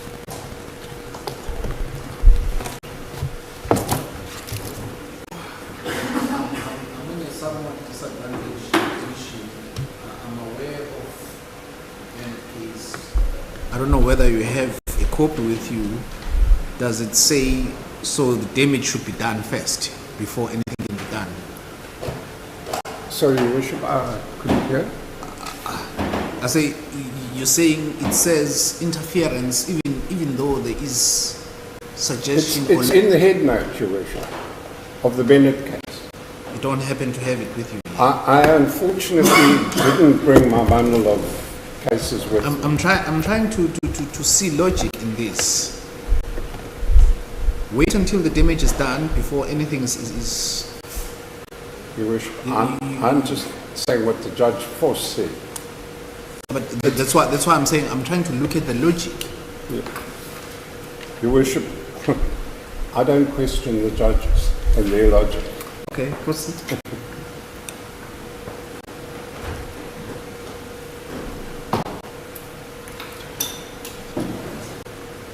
Your Worship,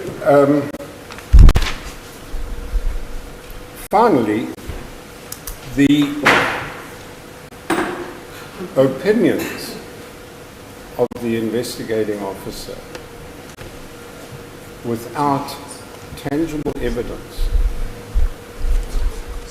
is irrelevant. And for that reason, Your Worship, I ask that the court ignore all opinions given by the investigator and his team, because we don't know which one of his team came up with these. Might be him, might be one of the others. We don't know. So, Your Worship, those are my submissions, unless Your Worship wishes to hear me on any other aspect. No, thank you, Mr. Thank you, Your Worship. Ms. Gilling? There are not very many things that have been brought up by the state in their address. Your Worship, just to touch on the submission by the state in respect of the case law supporting a person being charged with possession of the firearm and murder where the firearm was not recovered. It is poignant to note that in that scenario, the accused that was convicted was seen pulling the trigger and firing the shots. It's very unlike my client's scenario where he's not even placed on the scene, Your Worship. I don't wish to supplement my heads with my address now, Your Worship. I'm just going to touch on some submissions that the state has made additional to their address, Your Worship. Your Worship, the evidence, no, not the evidence. Now, the evidence of the state is contained in its affidavits, and ours is contained in ours. However, as my colleagues have pointed out, the state seemed to endeavour to have led a little bit or sneak a little bit of evidence in while it was doing its address orally, Your Worship. Nonetheless, a submission was made by my learned friend that the second shooter, because there were allegedly two shooters, the second shooter was not identified by a witness. The first shooter was identified as being one of the accused persons that are arrested in Eswatini, and they're not part of these proceedings. So for us, there is a second shooter for us during our bail application that has not been identified. So it might or might not be one of the 5 accused before court.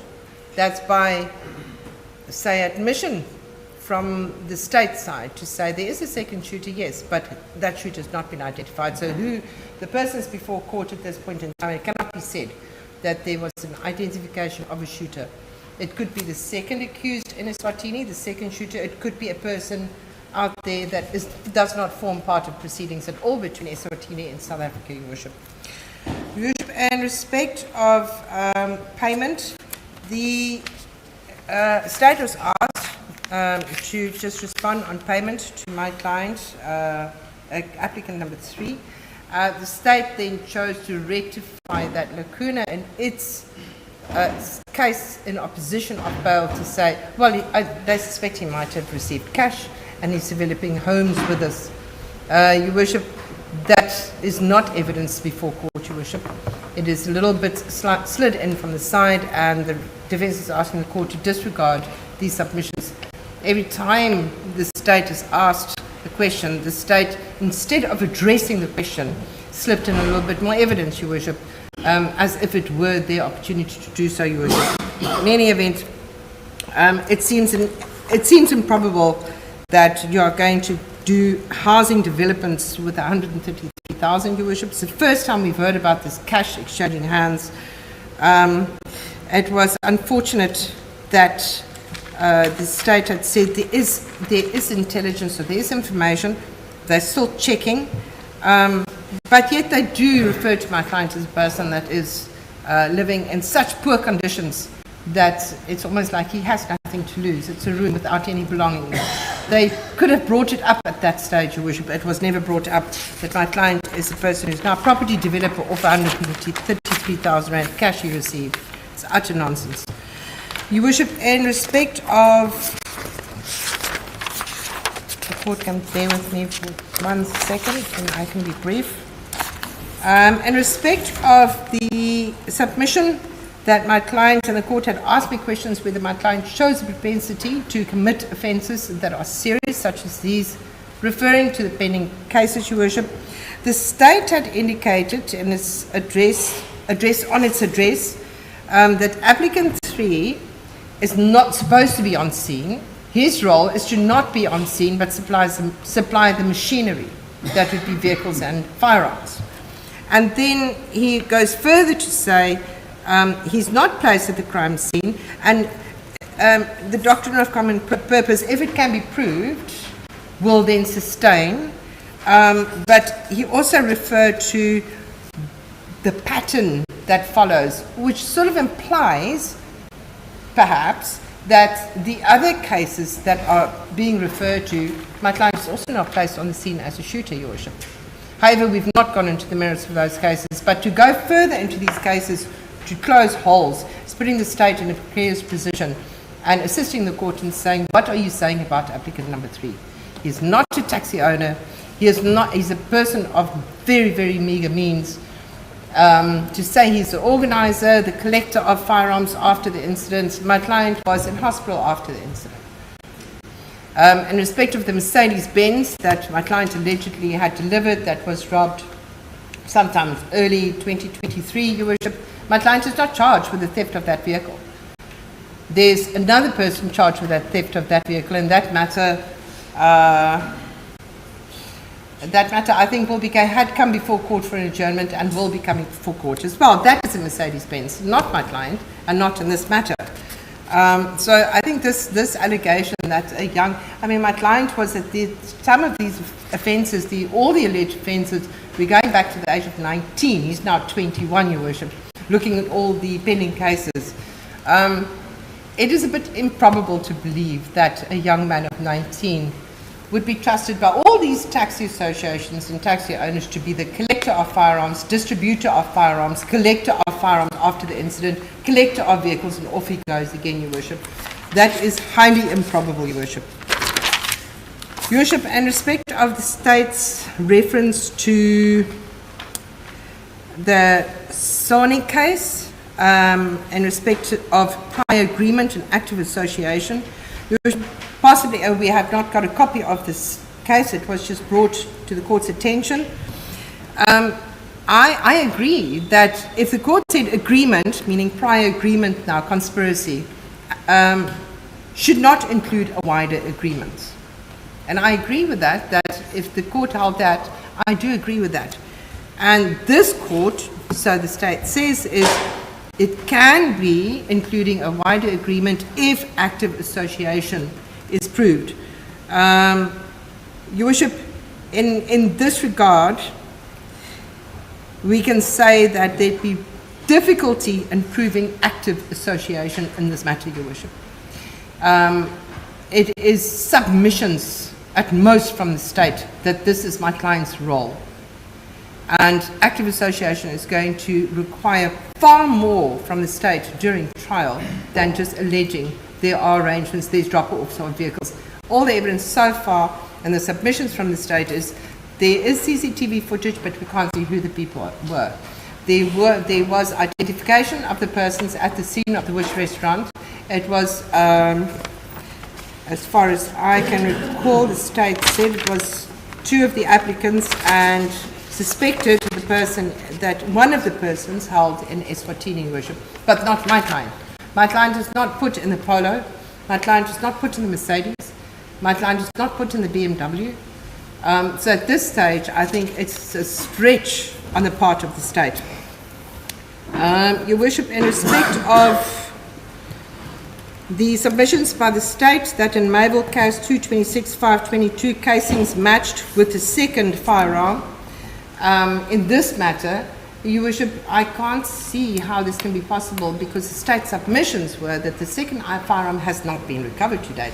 So how can they say that casings of another case is matched to the second firearm in this case when the second firearm has not been recovered?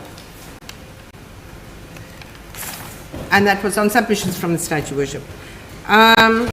Your Worship, that I've addressed the Mercedes.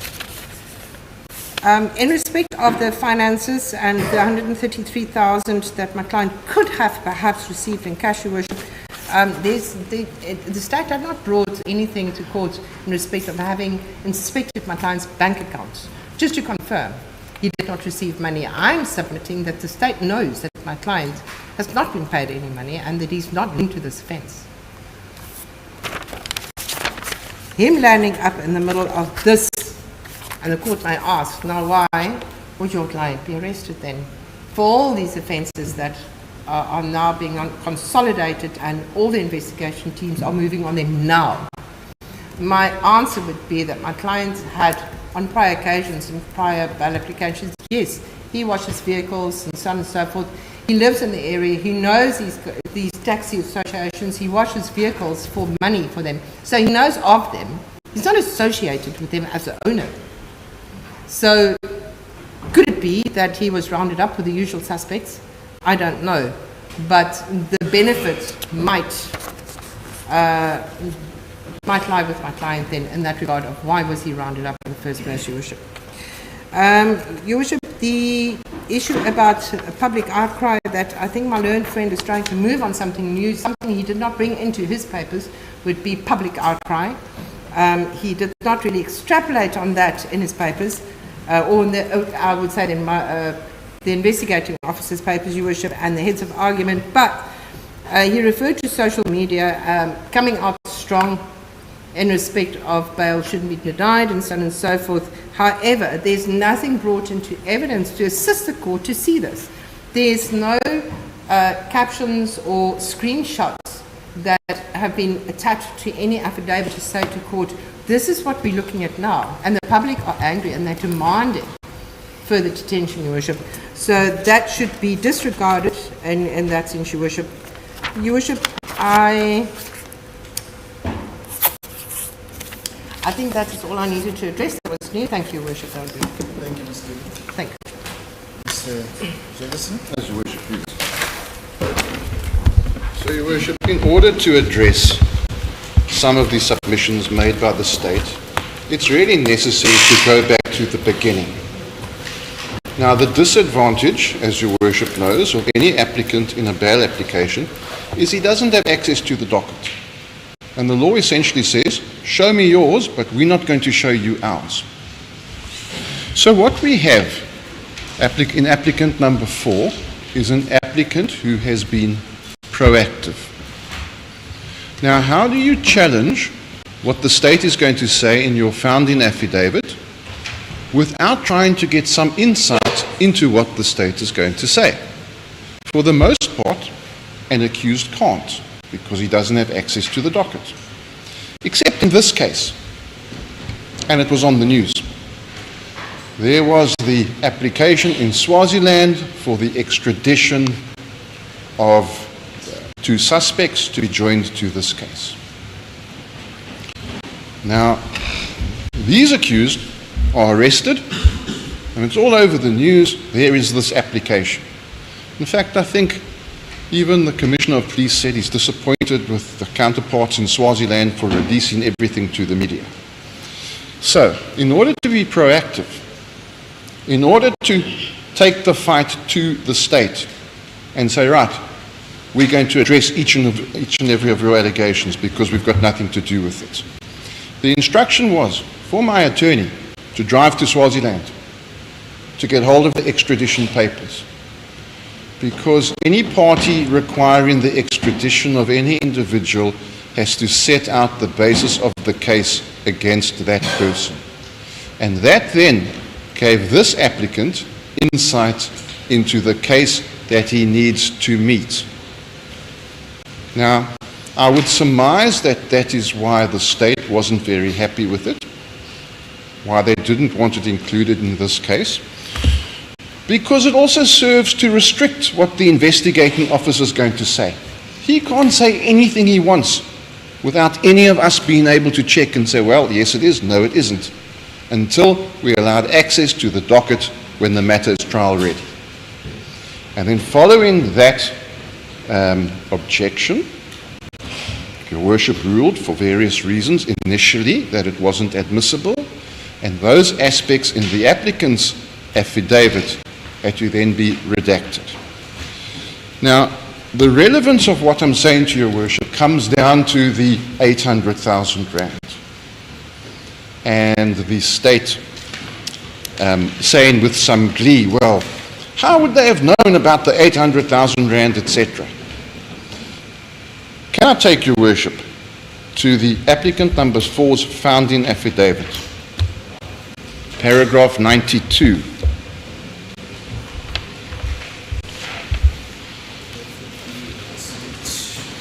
Because let's not forget, Your Worship, the state is trying to say we kept quiet about the 800,000 rand. We didn't put up bank statements for the 800,000 rand. That was their submission. But let's look paragraph 92.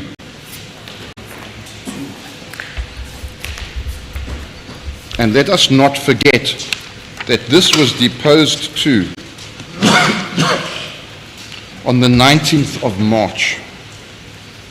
Paragraph 92 reads, I shall now deal with the allegation, certainly as stated in the media, that I received 800,000 rand the day that the deceased was killed and that I transferred 133,000 rand to Linda Kuchle in De Monde. So it was already set out there. It was no secret, like the state would want your worship to believe. They hide in, they didn't put up their bank records. Hide in the fact, that period, because it's the 800,000 rand. No, it was already set out in the applicant's found-in affidavit. Then paragraph 93.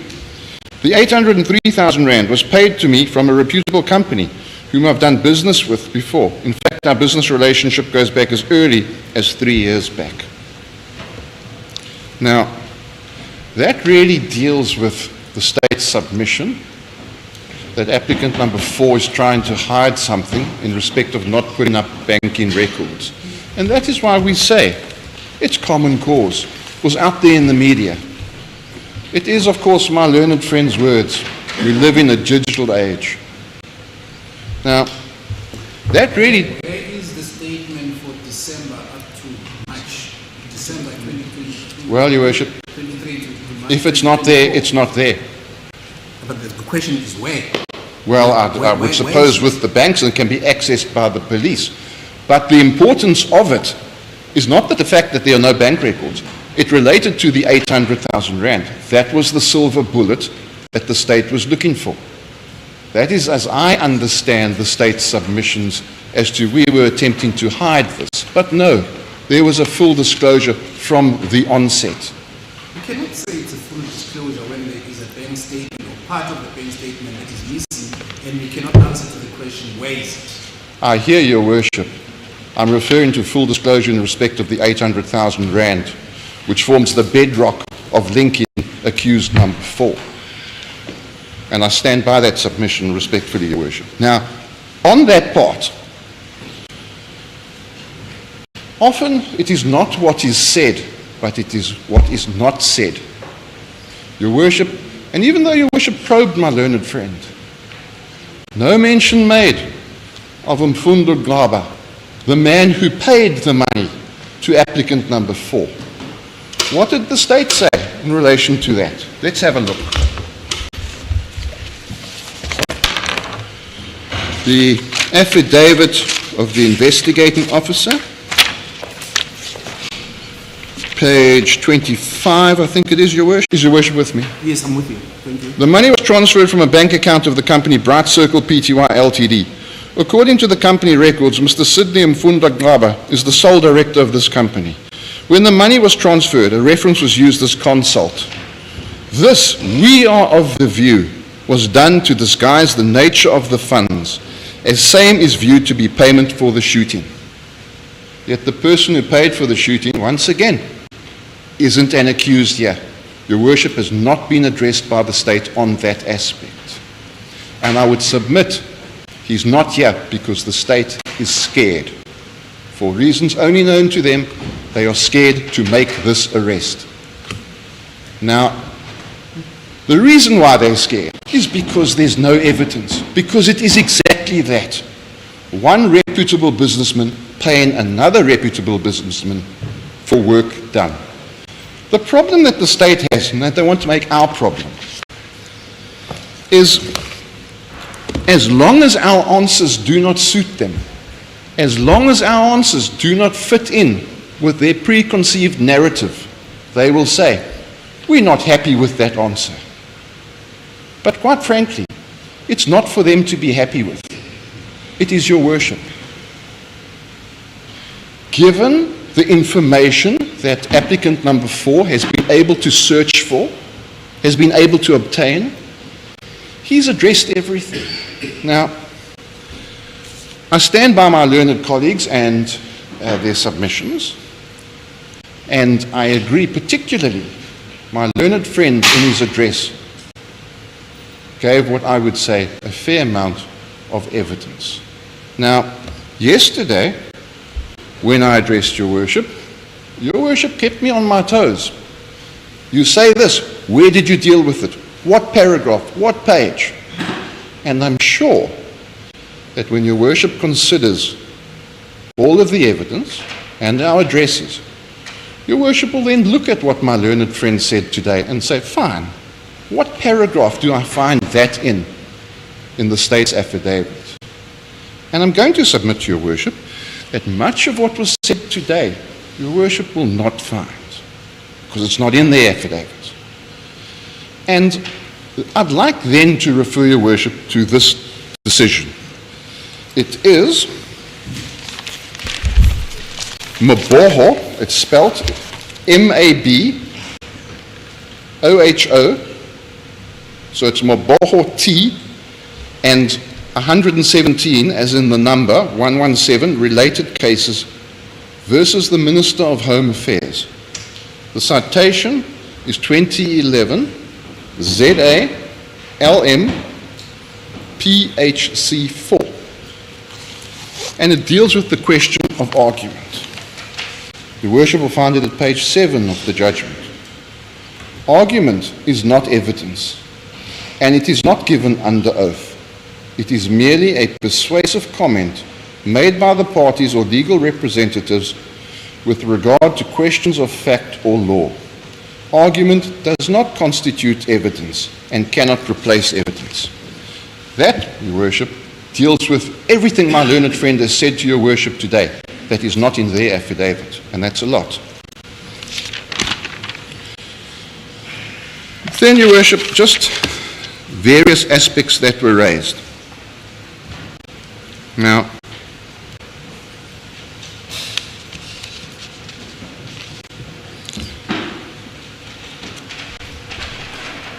my learned friend has made mention of the reference relating to the payment following applicant number 4 receiving the 800,000 rand. Words like shares, wedding, and so forth.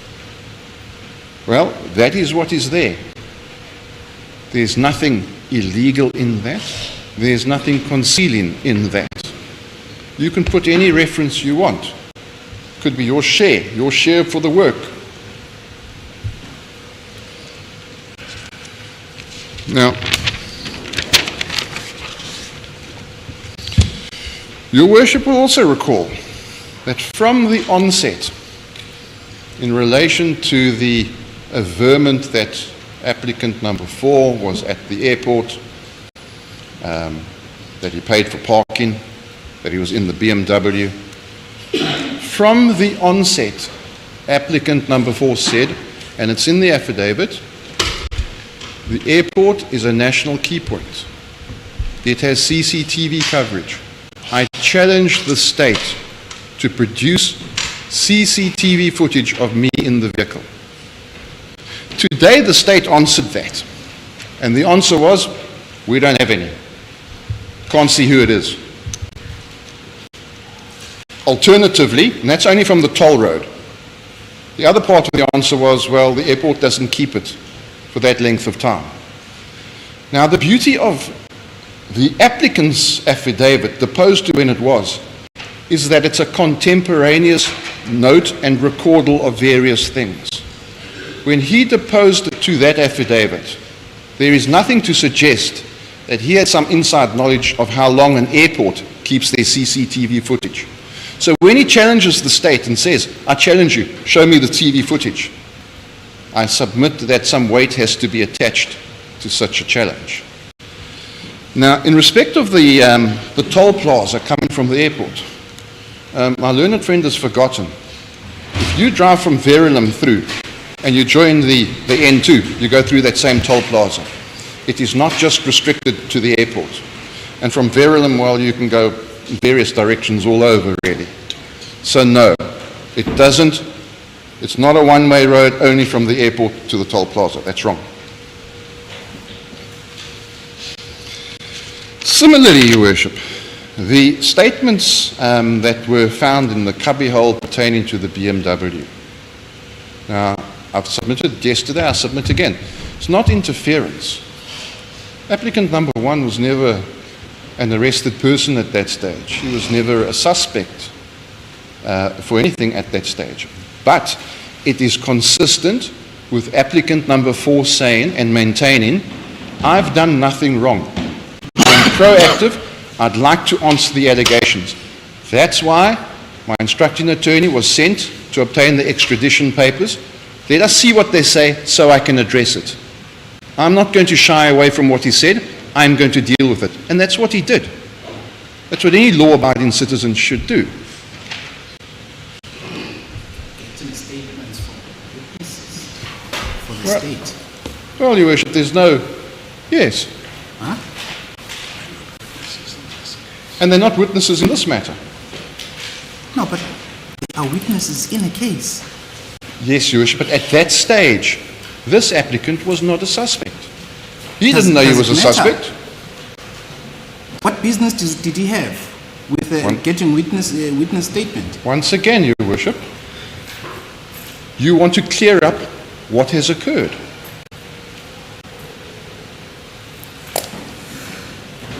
I notice Your Worship shaking your head. Yeah, no, I'm really shaking my head No, I because see what that. you are saying now, really, I don't agree with respect. And that's fine. I take Your Worship's point. Yes. Now, to touch on the cell phone, as my learned friend has said, we live in a digital age.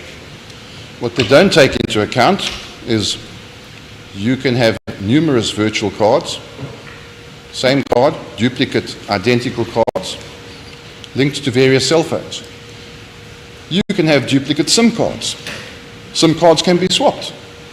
So it's not clear-cut as the state would like to suggest. But in any event, that's not evidence before Your Worship, because it's not in the affidavit. Now, my learned friend has made mention of a possible public outcry to the applicants getting bail. It's one thing to say you can hear the noise of demonstrators or protesters outside court. But to suggest that if you go onto social media, you will find something to that effect. It is not clear to me whether the state is in fact saying to Your Worship that you, sir, need to go onto social media and you will see this. Because of course the state would know that that would be improper. So the end result is there is no evidence before Your Worship to demonstrate that the release of these applicants on bail would cause a public outcry. No evidence led. So, the last point, Your Worship, if I may, is the missing cell phone. My learned friend made mention of the fact that a case was opened at IPID and that the phone wasn't listed. What he has forgotten to mention to Your Worship was that it's the applicant's wife who opened the case, not him. But over and above that, how often does it occur that someone, for example, is the victim of a housebreaking and they give a statement to the police or to the insurer to say, these were the things that were taken. And sometime down the line they remember, oh yes, it's this and oh yes, it's that. So that would be my response in relation to those two aspects.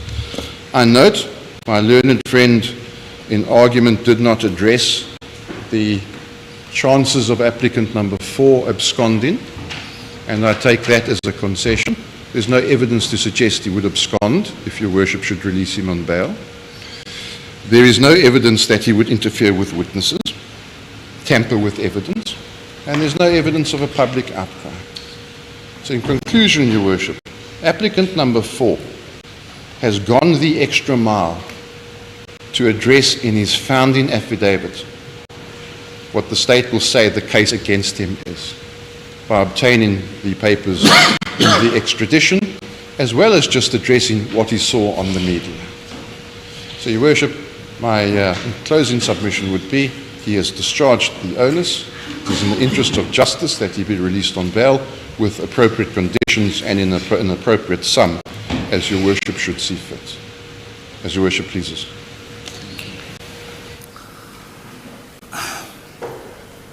We At the inception of the proceedings, we agreed on dates, and some of the dates were honored and some of the dates were not honored.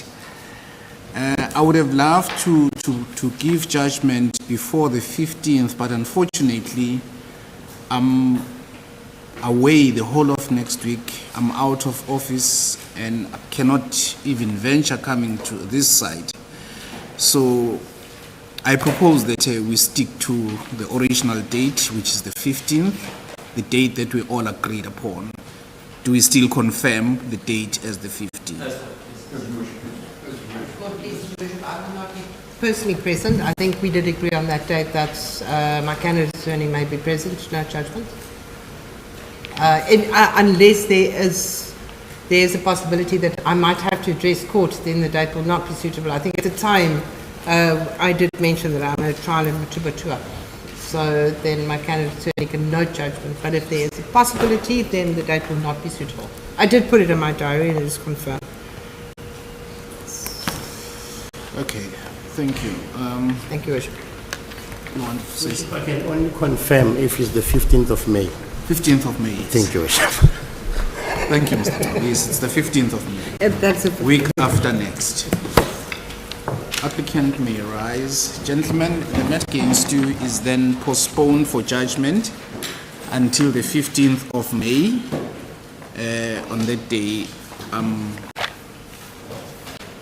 sure I'll be able to pronounce myself on the issue of bail. Do we have the court book here? Thank you. You may stand up.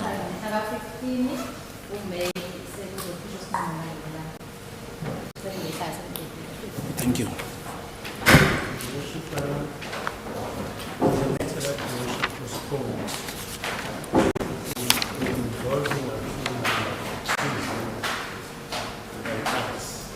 Yesterday.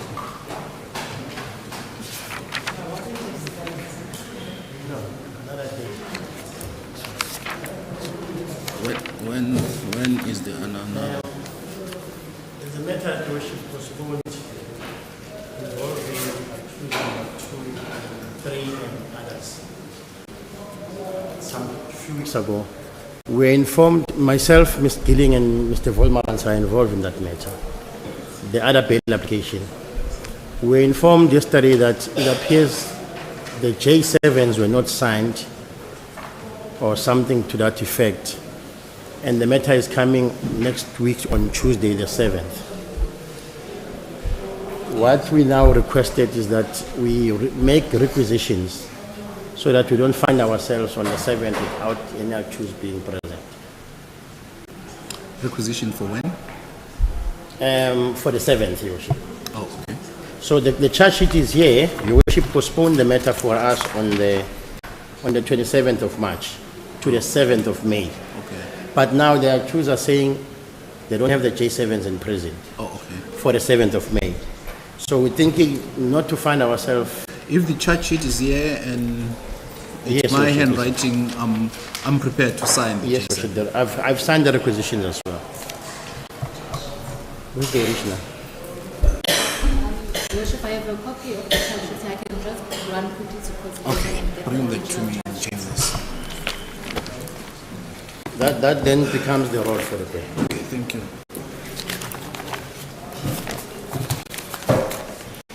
I thank you all for your patience and commitment that we sat through lunch and only finish now. That gives us the remainder of the afternoon to ourselves.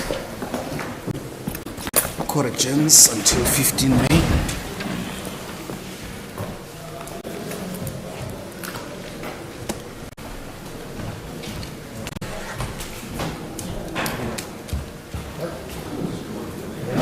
I'm not taking anything.